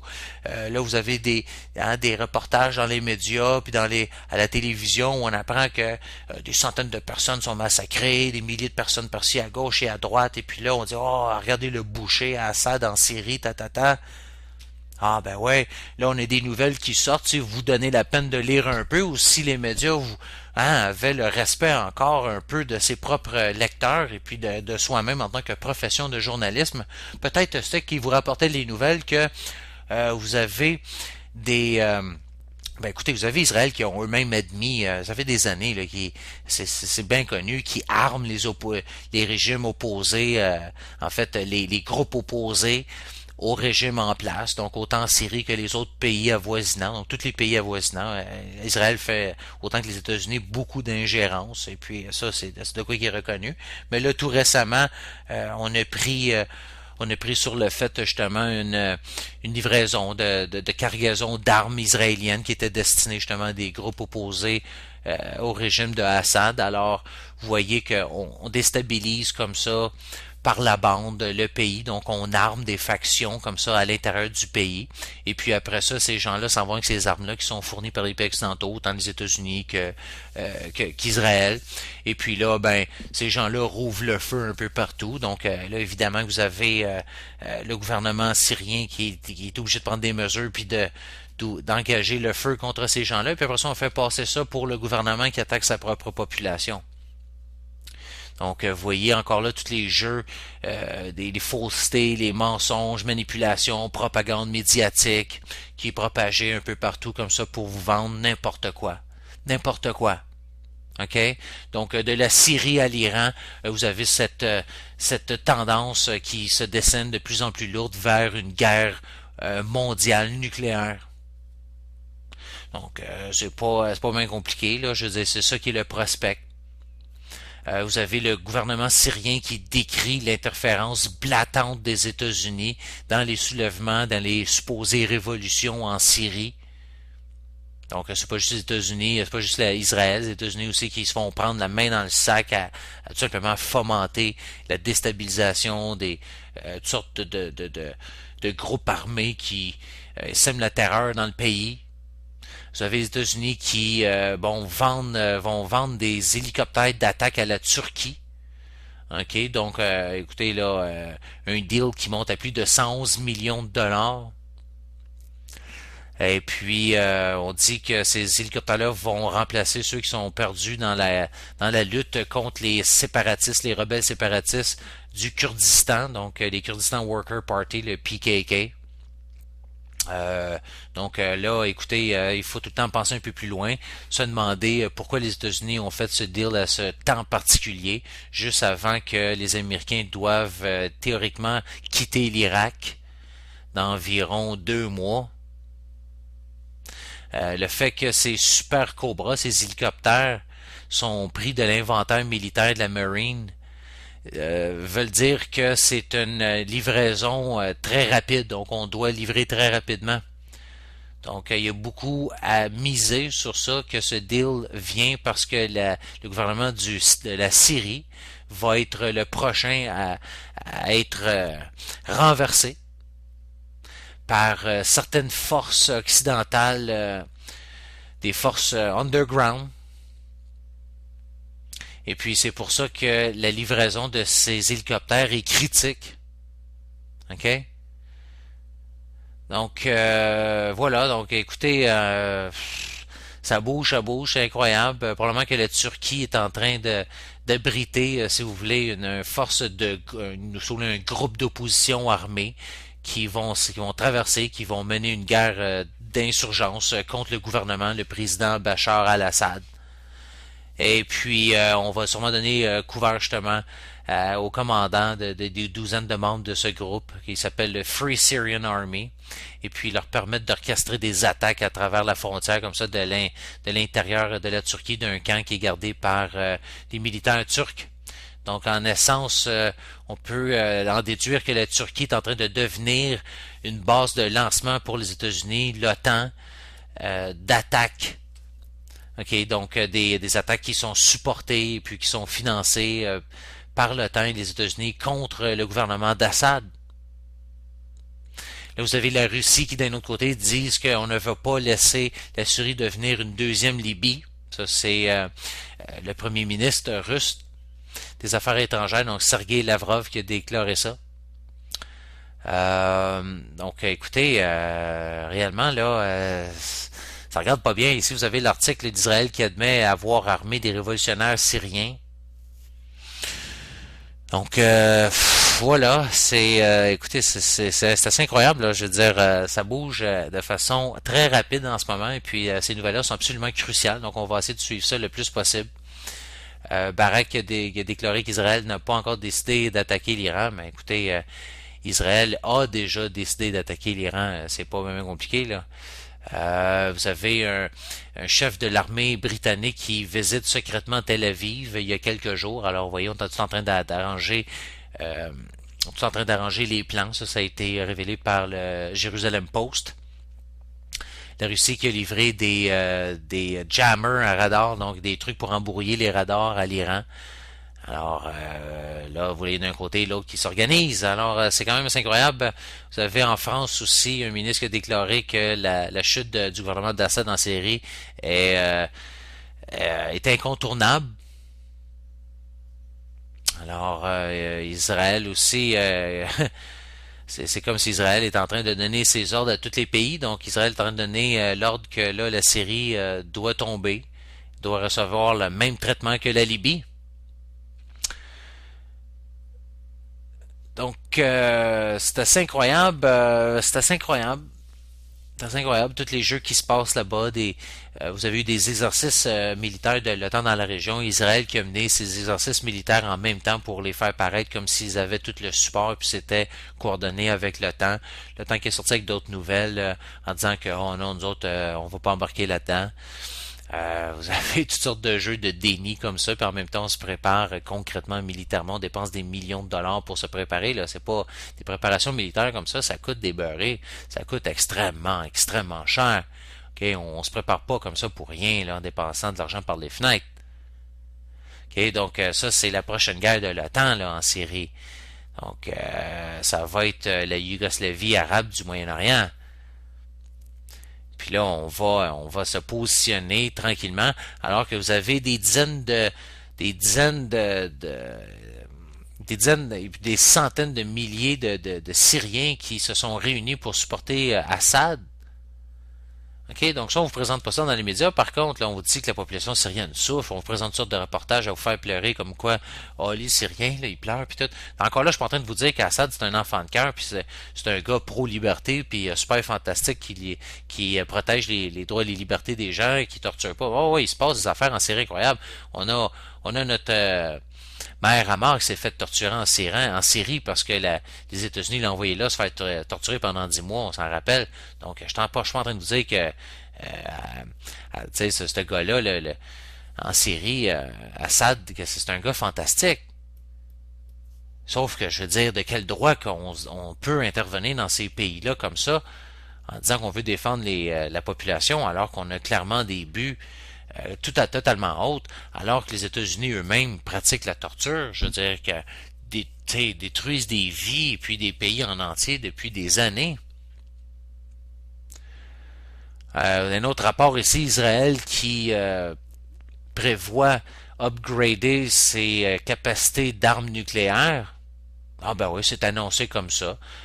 Puis ça c'était publié dans le Guardian, encore en Angleterre, un rapport. Alors on veut améliorer ses capacités d'armement nucléaire. Ça a été rapporté par une commission indépendante qui s'appelle The Trident Commission à l'intérieur des États-Unis, qui a été publié, comme je disais, par le journal The Guardian. Et puis on dit qu'Israël va aussi étendre la portée de ses missiles Jericho terre à terre pour qu'ils puissent avoir des capacités transcontinentales. Alors ça veut dire qu'il devrait avoir des portées de plus de 5000 milles. En fait, fois 1.6 pour l'avoir en kilomètres. Là. Alors on est rendu au-dessus de 7500, entre 7500 et 8000 kilomètres de portée. Vous avez bien entendu, Israël a des missiles capables de porter des têtes nucléaires à plus de 7500 à 8000 km de là.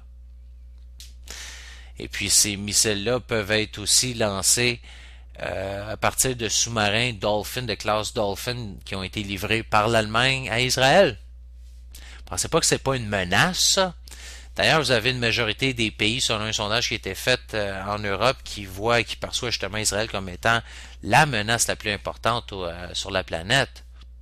Hein? La Palestine qui a reçu son état de membre à l'UNESCO, paf, automatiquement les États-Unis coupent les fonds à l'UNESCO. Ben oui. Alors, voyez encore là qui sont les prostituées d'Israël. La Palestine qui, justement, comme je vous dis, à cause qui a obtenu sa carte de membre, si vous voulez, de l'UNESCO, ben là, ça vient d'isoler encore plus Israël et les États-Unis qui ont coupé leur financement à l'UNESCO de façon complètement instantanée. Donc, on veut forcer l'État palestinien à négocier avec Israël, mais Israël qui ne veut pas en arriver à aucune entente de paix, demande des affaires complètement déraisonnables. Vous avez Israël qui force les Palestiniens à l'extérieur de Jérusalem-Est. Vous avez des colons juifs qui ont lancé des pierres à une femme âgée de 80 ans, une Palestinienne. Imaginez, c'est comme ça qu'on traite les gens là-bas, c'est incroyable. Les États-Unis et puis l'Europe qui ont critiqué les plans israéliens d'accélérer les constructions dans la Cisjordanie. Alors, voilà, ça continue comme ça. Les hackers qui ont fermé l'Internet, le réseau Internet palestinien. Donc, on peut voir qu'Israël est en train d'attaquer. D'ailleurs, a commencé des bombardements de la bande de Gaza. Vous avez supposément de ces fameuses roquettes qui sont lancées sur apparemment par des Palestiniens sur le territoire israélien. Sauf qu'après ça, vous avez d'autres articles qui sortent ici où on pose des questions très légitimes, à savoir c'est pas Israël qui sont derrière ces attaques de roquettes supposément qui viennent de Gaza. Vous avez une vidéo publiée par Haaretz qui montre des supposés militants de Gaza qui se préparent à lancer des roquettes vers Israël. Puis là, ben, vous avez des soldats du Tzal qui sont là, qui regardent ça, qui sont en train de capturer le tout sur vidéo, puis qui n'ont absolument rien fait pour les stopper. Vous trouvez pas ça un peu bizarre? Fait qu'ils sont là en train de regarder les militants supposément palestiniens en train de lancer des roquettes sur Israël. Les autres, ils les filment, ils les regardent, puis ils les laissent faire. Vous trouvez pas ça un peu bizarre? Après ça, les images, ils sortent dans les médias, puis vous dites, regardez là! Ah, les méchants palestiniens! Zap, il faut les attaquer. Donc, ça a pas mal plus l'air d'un false flag attack, d'une attaque faux pavillon, là, hein? Peut-être qu'à un moment donné, là, faudra arrêter de se faire traiter pour des cons, là, puis à un moment donné, de pas être... à un moment donné, ces gens-là, ils pensent que vous êtes tellement stupide que vous n'allez pas réaliser que c'est complètement des montages, que c'est complètement des imbécilités, des faussetés totales qu'on crée. Puis pourquoi de toute façon, pensez à ça, là, pourquoi qu'il y aurait quiconque en Palestine en ce moment qui lancerait des roquettes sur Israël quand ces gens-là sont en train de demander d'avoir une place, ils ont été refusés d'ailleurs, avaient demandé une place pour être sur le Conseil des Nations Unies, et puis ensuite viennent d'avoir leur part de membre de l'UNESCO. Pourquoi ces gens-là, après ça, iraient lancer des roquettes sur la Palestine, sur Israël? Voyons donc. Ils veulent pas nuire à leur image, ils sont pas là. S'ils font ça, ils vont complètement se délégitimiser. Ça n'a aucun sens. Je veux dire, il n'y a rien qui se tient là-dedans. Ben là, par exemple, ça n'arrête pas des gens comme le ministère, le ministre des Affaires étrangères, Avigdor Lieberman, de menacer une réponse israélienne très forte à ces supposées roquettes qui tombent qui proviennent supposément de la bande de Gaza. Ben alors là, il faut se poser la question, qui profite? Qui bono? Qui profite de ces feux de roquettes? Ça peut pas être les Palestiniens qui, eux autres, ils essayent de se faire reconnaître comme étant une nation qui attendent une réponse des Nations Unies. Les Palestiniens sont quand même pas si stupides que ça, là. OK? Mais qu'est-ce que vous diriez peut-être que si Israël aurait certains agents provocateurs pour faire ça? Hein, pour essayer de faire dérailler le travail aux Nations Unies, puis faire dérailler l'acceptance de la Palestine comme étant un État, puis qu'ils reçoivent pleinement son état de membre, son statut de membre aux Nations Unies, pour créer une autre justification pour lancer une autre attaque de Gaza, puis saisir le plus de terrain possible avant que finalement la Palestine soit reconnue comme un État, puis qu'Israël soit obligé de définir ses frontières de façon permanente. Parce que, oui, vous avez bien entendu, Israël n'a pas encore de frontières permanentes. Ce sont des frontières qui sont bougeantes, qui bougent d'un jour à l'autre. Imaginez que la France ou le Canada auraient des frontières qui changeraient tous les jours. On va en chercher un peu plus chez le voisin, un petit peu plus à chaque semaine. Hein? Vous avez cette fameuse flottille, une autre flottille d'aide humanitaire qui est partie. Le bateau a été saisi par les bateaux militaires israéliens, évidemment. Donc, on détient encore les gens. Donc, voilà. Vous voyez un peu toutes ces affaires-là qui se déroulent dans ce coin-là. Au Kyrgyzstan, vous avez le président, lui, qui a demandé que les bases militaires américaines soient fermées. Ça, c'est le nouveau président qui vient d'être élu au Kyrgyzstan, qui a demandé fermement aux États-Unis la semaine passée de quitter ses bases militaires aériennes, qui sont juste à l'extérieur de la capitale Bishkek. Alors, normalement, il devait ce truc-là devait expirer, le contrat devait expirer en 2014. Donc voilà, c'est en train de se passer. Ben, vous voyez, c'est les légions, c'est les bases. C'est un peu comme l'Empire romain, quand l'Empire romain est en train de tomber, c'est qu'à un moment donné, on est en train de perdre contrôle des régions avancées, des régions éloignées. Donc ces bases-là commencent à tomber. Et puis, c'est en train de se passer. Donc, quand même beaucoup de nouvelles, n'est-ce pas?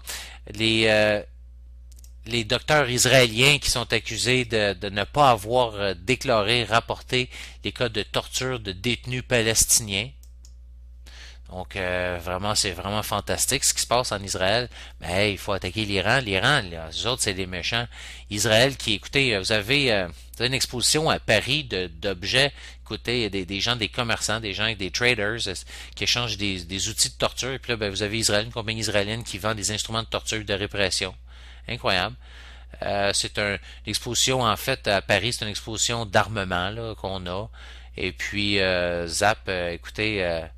il y a 6 ans, cette compagnie-là avait été exclue de l'événement à Londres. Et puis là, écoutez, ils reviennent à la charge de toutes sortes d'équipements, des boucliers, des trucs électrochocs, donc toutes sortes d'affaires là, pour torturer. Donc, écoutez, ça c'est incroyable. C'est une industrie israélienne qui est en pleine expansion. Hein, toutes sortes d'objets comme ça, hein, de création exotique pour la torture.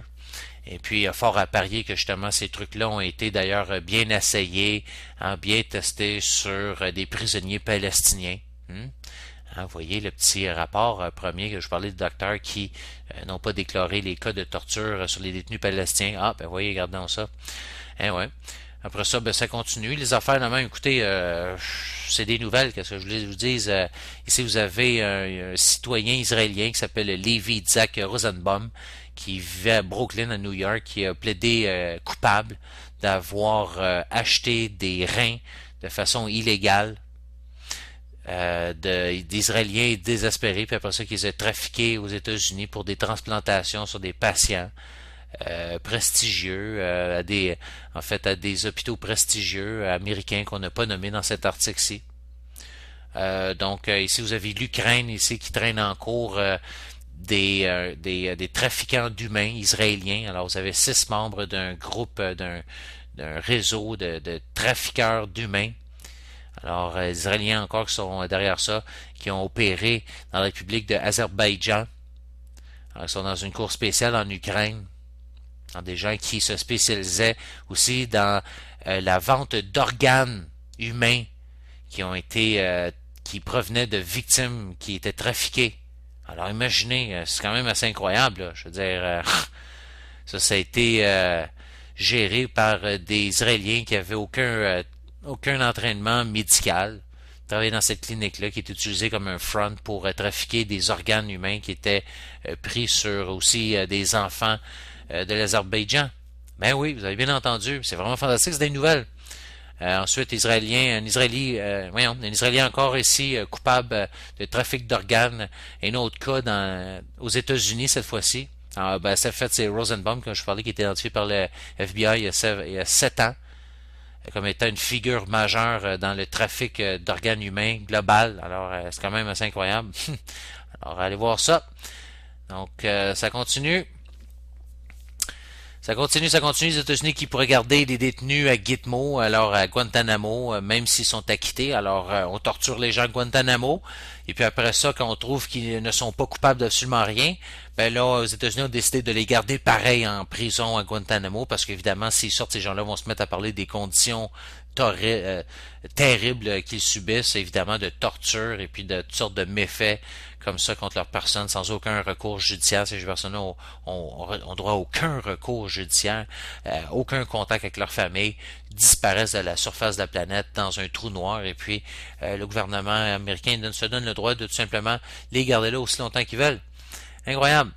Donc voilà, toutes sortes de nouvelles comme ça. Ici, les nouvelles dont je parlais, ici, les drones qui ont tué toutes sortes de personnes au Moyen-Orient. Donc, une couple de dizaines de personnes qui sont mortes.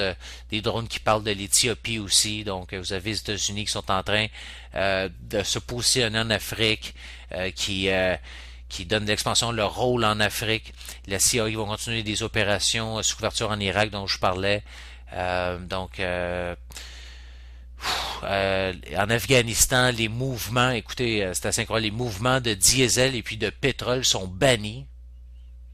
On ne va pas on va bannir les mouvements de pétrole raffiné, de produits de pétrole raffiné en Afghanistan. Donc, toutes sortes de nouvelles comme ça, vraiment troublantes. Les installations de l'OTAN en Libye avec le nouveau régime signalent justement un autre lancé néocolonial pour l'Afrique. Alors ça aussi, c'était une autre nouvelle très importante. C'est un rush vers les ressources naturelles africaines qui est en pleine expansion en ce moment. Ici, les États-Unis, une autre nouvelle, les États-Unis assument tranquillement, silencieusement une posture militaire en Afrique. Alors c'est comme ça qu'on est en train de se positionner en Afrique. Les troupes américaines qui arrivent en Ouganda, ça aussi je vous en parlais dans les nouvelles précédentes. Vous avez des chars d'assaut russes qui eux autres arrivent dans le port de la mer Noire à Sochi. Alors il apparaît que la Russie veut s'assurer de garder les tunnels à travers les montagnes du Caucase ouvertes pour apporter du ravitaillement à l'Iran. Alors, ça aussi, c'est tout un développement stratégique très important. Écoutez, il apparaît de plus en plus clair que la Russie serait assez déterminée à aider l'Iran dans le cas d'une attaque. OK?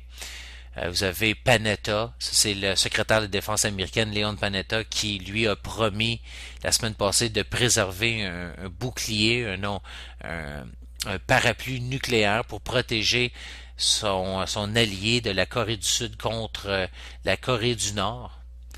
Et puis après ça, ben, vous avez la compétition qui continue aussi de s'aggraver dans la mer de la Chine, donc du sud, au sud de la Chine. Et puis là, vous avez plusieurs réserves de pétrole qui sont là. Donc là, vous avez la Philippine, le Vietnam, la Chine, et puis les forces américaines qui sont derrière, évidemment, aux Philippines, qui se font face. Et puis là, ben écoutez, on est en train de se disputer pour mettre la main sur les hydrocarbures qui sont les hydrocarbures, excusez-moi, qui sont dans le fond de cette mer de la Chine.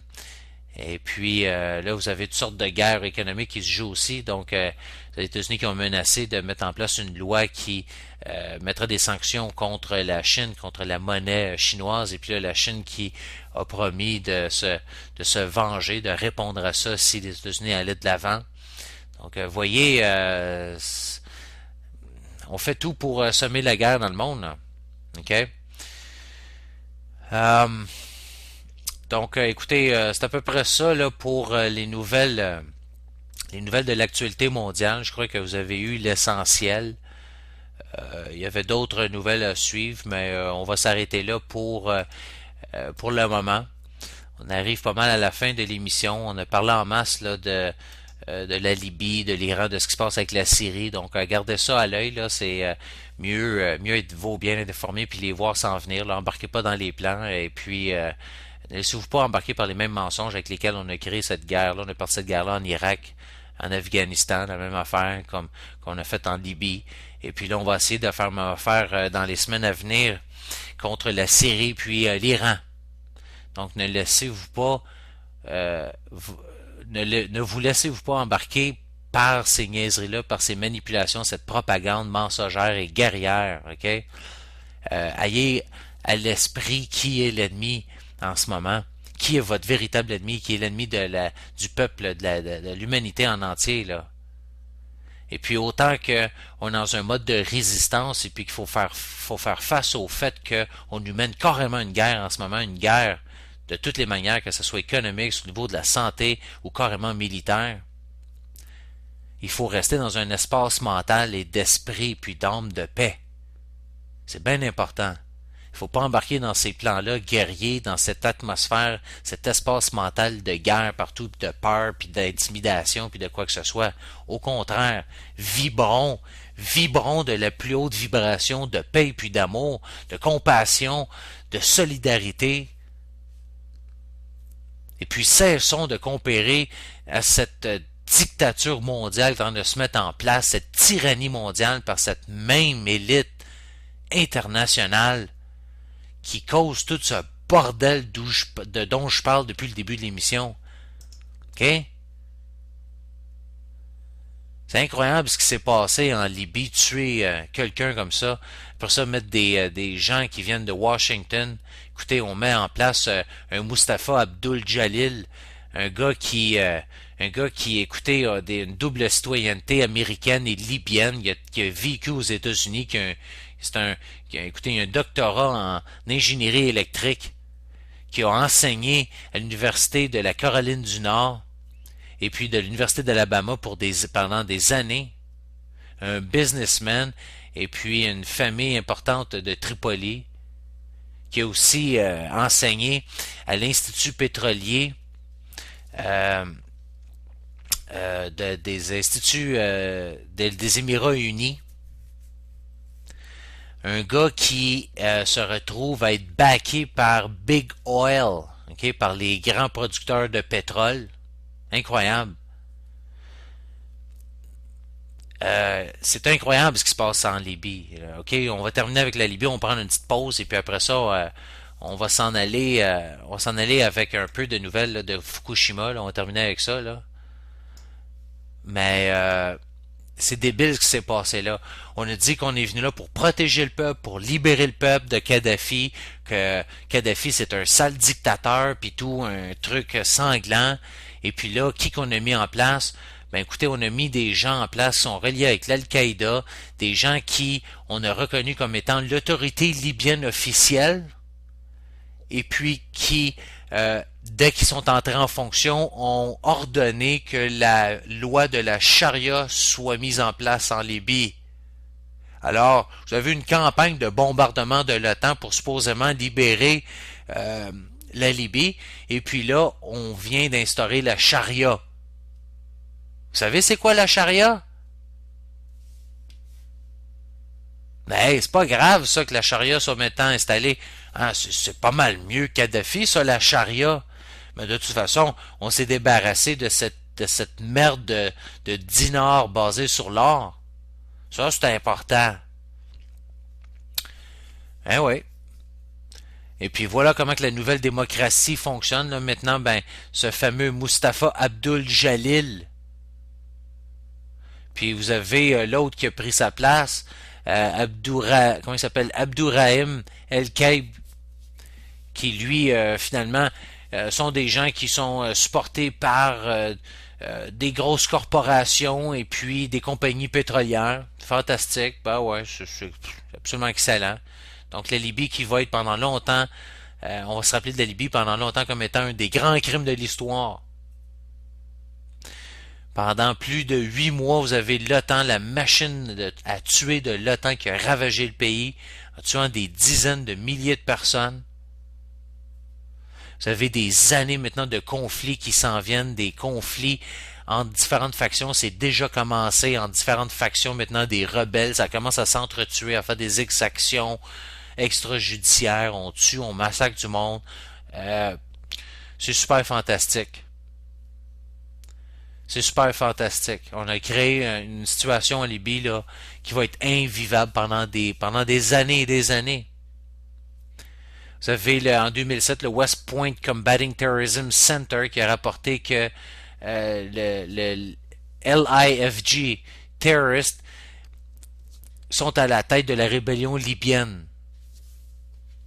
Une sorte de documents comme ça qui sortent, qui documentent amplement que c'est complètement des terroristes qui sont à la tête de la Libye. N'est-ce pas incroyable? N'est-ce pas incroyable? Vous avez des mercenaires des pays occidentaux, des corporations qui sont en train de se déverser en Libye. Donc évidemment, il va falloir protéger les corporations qui sont en train de maintenant de rentrer en Libye puis carrément voler toutes les ressources. Et puis après ça, il va falloir consolider ça, protéger ça. Donc évidemment, on va engager tous ces mercenaires privés-là. Super! C'est vraiment fantastique de voir ça. Après ça, vous avez le FMI, les Fonds monétaires internationaux, qui eux autres ont déclaré qu'ils vont rencontrer les leaders libyens très bientôt. Ah ouais, là, on va leur faire un gros prêt de cash. La Libye qui ne devait absolument $0, ne devait absolument rien aux banquiers internationaux, était complètement libre de dette. Là, soudainement, ben, hey, ça coûtait cher à renverser Kadhafi. Là, il va falloir emprunter des millions de dollars du FMI.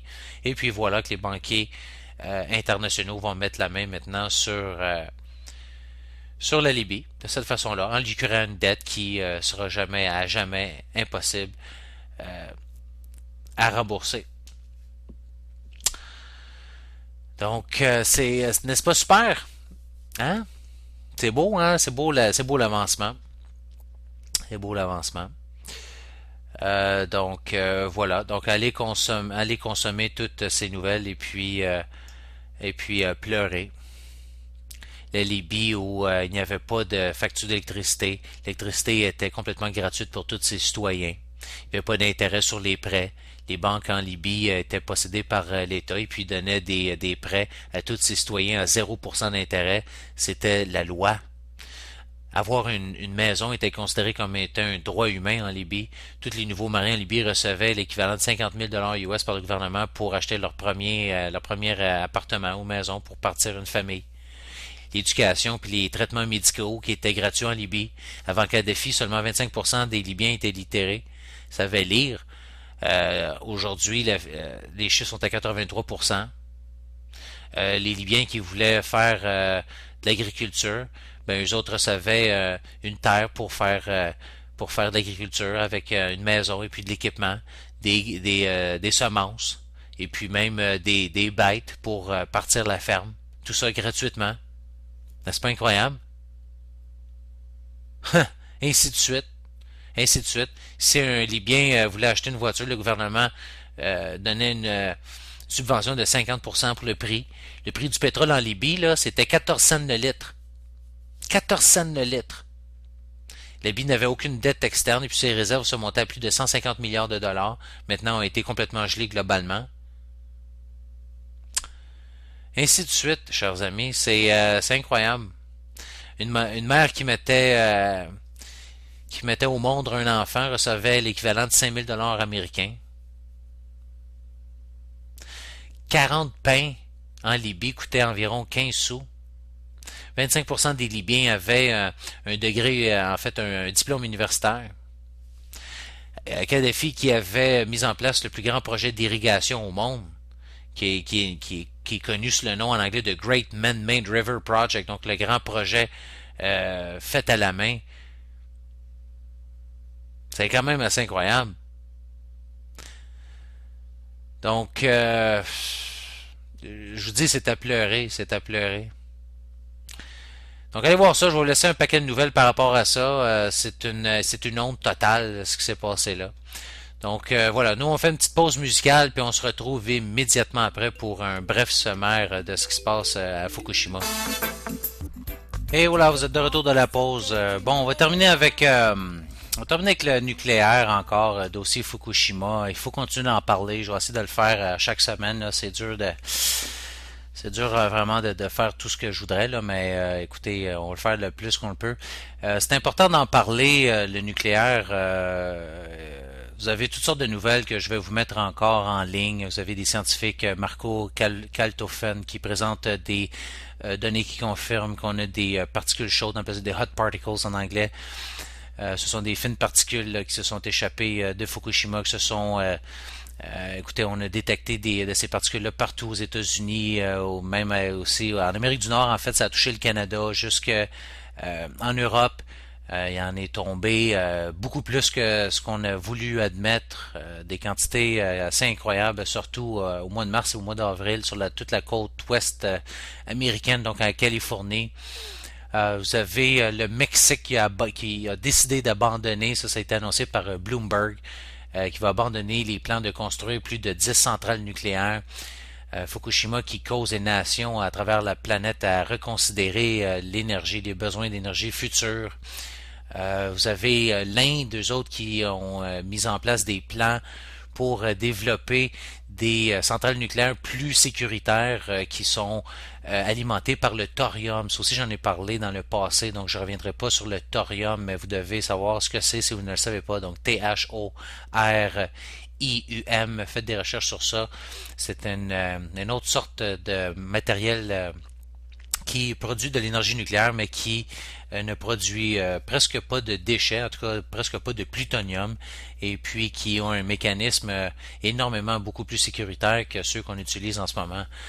Sauf qu'on utilise les types de nucléaires, de réacteurs nucléaires présentement seulement parce qu'ils ont l'avantage de produire un produit dérivé qui s'appelle le plutonium qui est utilisé au niveau militaire pour produire des bombes nucléaires. Donc, pas mal tout le secteur nucléaire est intimement lié avec le militaire et puis ils sont en fait indissociables l'un de l'autre. En réalité, là, on dit le civil, on dit le nucléaire, on parle du nucléaire militaire et civil, mais vous devez comprendre que la frontière entre les deux réellement là est plus imaginaire que n'importe quoi d'autre. Donc, grosse nouvelle. Aussi, après l'Allemagne, ben là, on a la Belgique qui va sortir du nucléaire. Excellente nouvelle encore là. Dans un élan de... écoutez, on doit comprendre là, de cette nation justement qui réalise là, qu'il faut sortir du nucléaire. Donc, eux autres, je crois que c'est d'ici... attendez un peu, là, j'ai perdu la date. Je crois que c'est 2014 là, où on parle de ça. Bon, je retrouve pas la 2015. Bon, commençant d'ici 2025. Ok, je l'ai. Donc, la fermeture progressive de tous les réacteurs nucléaires belges d'ici 2025, en commençant par la fermeture en 2015 de 3 des 7 réacteurs belges, donc Doel 1, Doel 2 près d'Anvers et Tihange numéro 1 près de Douai. Donc, écoutez, ça s'en vient. C'est correct. On peut faire le changement. Et puis, il faut parler de Fukushima parce que malheureusement, les médias ont décidé, eux autres, de complètement l'ignorer comme si ça n'existait pas. alors que la situation à Fukushima est très loin de s'améliorer là. Et au contraire, là, je veux dire, les choses continuent de s'aggraver. Je fais une petite parenthèse ici, je viens de voir la nouvelle, un rapport ici, le topsoil, la terre de surface contient des niveaux de radioactivité en césium de 10 000% plus élevés que ce qui était cru précédemment. Donc, ce qu'on nous avait annoncé au début de la crise de Fukushima. Alors, imaginez, c'est quand même assez incroyable. Vous avez une autre vidéo aussi de Gunderson qui parle justement des radiations nucléaires de Fukushima, des particules qui ont été, ça a été prouvé là, que se sont ramassées aux États-Unis, donc des recherches scientifiques là, qui confirment les analyses aussi de Gunderson que justement les particules chaudes radioactives des réacteurs nucléaires de Fukushima sont présentes dans l'air. En Amérique du Nord, les gens respirent ça, puis ils présentent un risque à la santé pour autant les populations du Canada que des États-Unis. Mais bon, je continue dans mon élan comme je parlais. Vous avez une situation à Fukushima qui continue de se dégrader très rapidement. Vous allez trouver plusieurs articles où on commence à trouver des variétés d'insectes, de végétaux, des animaux. Vous avez un article qui parle d'un chat avec un troisième œil. Donc on parle de toutes ces formes de vie-là qu'on commence déjà à avoir des répercussions, des déformations génétiques. Vous avez une hausse des crises cardiaques, de cas de leucémie dans plusieurs hôpitaux japonais. Ça commence déjà à apparaître, là. Puis écoutez, le pire est à venir. Le pire va être dans les prochaines années. Ça commence déjà à sortir. Donc vous avez un autre rapport ici un rapport international, le New International Report, qui montre qu'encore là, le scénario qui a été mis en place par le gouvernement japonais puis TEPCO finalement minimisait gravement les conséquences du désastre. OK? Et vous avez évidemment des populations, des régions très densément populées au Japon, et puis on a voulu ne pas alarmer les gens. Sauf que maintenant, vous avez des études indépendantes qui montrent effectivement, qui démolissent, si vous voulez, le scénario minimaliste de TEPCO et puis du gouvernement japonais. Et puis là, vous avez la Mainichi News Agency qui a rapporté vous avez l'Institut de radioprotection et de sûreté nucléaire en France qui a déclaré, qui ont émis un rapport qui montrait que vous avez des quantités de césium radioactif 137 qui est entré dans le Pacifique après le 11 mars. Alors ces quantités-là étaient probablement près de 30 fois plus élevées que celles qui étaient déclarées par TEPCO au mois de mai passé. 30 fois. Alors, TEPCO a minimisé pas juste une fois ou deux ou de la moitié, 30 fois les quantités de césium-137 qui ont entré dans le Pacifique alors qu'il s'est déversé ou qu'il a fui dans le Pacifique. 30 fois. OK? Des quantités absolument incroyables. Vous avez ici un top 25 des documents internes de la NRC, ça c'est aux États-Unis, qui parlent de Fukushima, qui ont été rendus publics après des requêtes, vous savez, là, de l'accès à l'information. Et puis, vous avez plusieurs informations, allez voir ça. Donc, écoutez, les réacteurs endommagés, toutes sortes de liens comme ça là, qu'on n'a pas voulu relâcher au niveau public, mais qui vous tracent un portrait de la situation qui est loin d'être rassurante. Réellement, là, vous allez voir, ces fameux réacteurs-là sont dans un état très piteux. J'en parlais dans les émissions précédentes. Le fameux corium, le combustible nucléaire se retrouve maintenant dans le sous-sol, dans la terre, en train de passer au travers de la dalle et puis se retrouver dans le sol, en train de contaminer les nappes phréatiques autour, en train de fuir dans l'océan. Vous avez TEPCO qui a détecté de la fission nucléaire à la station de Fukushima la semaine passée. Alors, on a découvert du xénon, d'autres sortes de particules aussi radioactives qui ont des courtes vies, des courtes demi-vies en fait, donc de quelques jours à quelques semaines, donc qui prouvent réellement que c'est des nouvelles émissions. Donc vous avez des recriticalités, comme je parlais dans la dernière émission il y a 2 semaines, des nouvelles chaînes de réaction qui se produisent. On a découvert un nouveau trou dans le réacteur numéro 2. Écoutez, on retrouve des quantités de contamination radioactive à plusieurs kilomètres là, même de la zone d'évacuation, donc des fois même à plus de 200 kilomètres de là, même à Tokyo, dans les cours d'école. Vraiment, là, c'est très inquiétant. Vous avez aussi toutes sortes de symptômes physiques comme des yeux enflés qui sont des symptômes des désordres de la thyroïde. On a de plus en plus d'enfants qui se plaignent d'avoir des yeux enflés après des contaminations de radiation. Écoutez, c'est assez incroyable, là. Puis j'en passe et j'en passe, ainsi de suite, comme ça. On essaie de rassurer les gens, mais en réalité, là, vous comprenez qu'au fur et à mesure que les nouvelles sortent puis qu'on les lit, on se rend compte que la situation est bien plus grave que même ce que Tchernobyl ne peut jamais se passer. Vous avez un expert de Tchernobyl qui, lui, s'est promené au Japon et déclaré que partout où il va, il entend des histoires similaires à des cas qui s'étaient passés avec Tchernobyl. Alors, évidemment, les parallèles sont à faire, c'est évident. Vous avez une jeune fillette de 8 ans au Japon qui a plus de 3000 désintégrations de césium radioactif par seconde. Donc, dans son corps. Alors, imaginez des enfants maintenant aussi qui sont condamnés de l'intérieur. Alors, on a détecté plusieurs enfants même qui urinaient des matières radioactives. Écoutez, là, c'est plein de nouvelles comme ça. Et puis malgré ça, malgré toutes ces affaires-là, écoutez, plutonium 238 qui vient de l'intérieur des réacteurs, qui quand ça a explosé, s'est dirigé très loin de Fukushima après les explosions.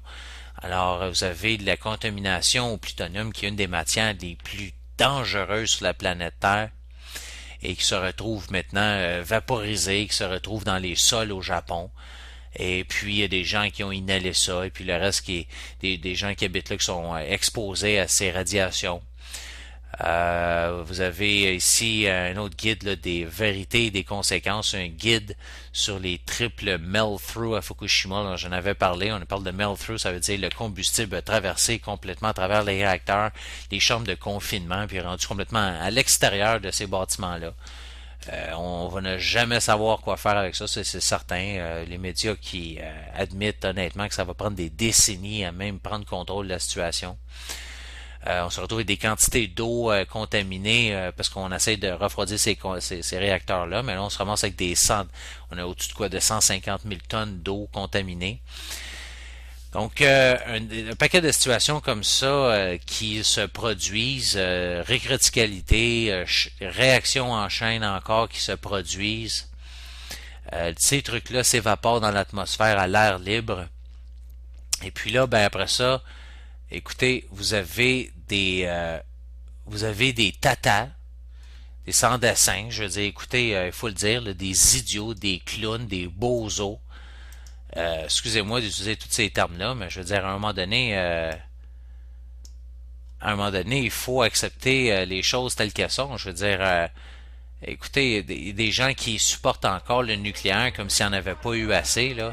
Écoutez, à un moment donné, ces gens-là, il va falloir leur poser la question, là, c'est quoi, vous n'en avez pas déjà eu assez, là? C'est que c'est pas déjà assez?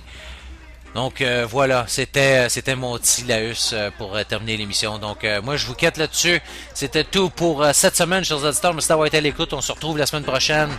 Ciao, c'était François Marginet pour tout le monde.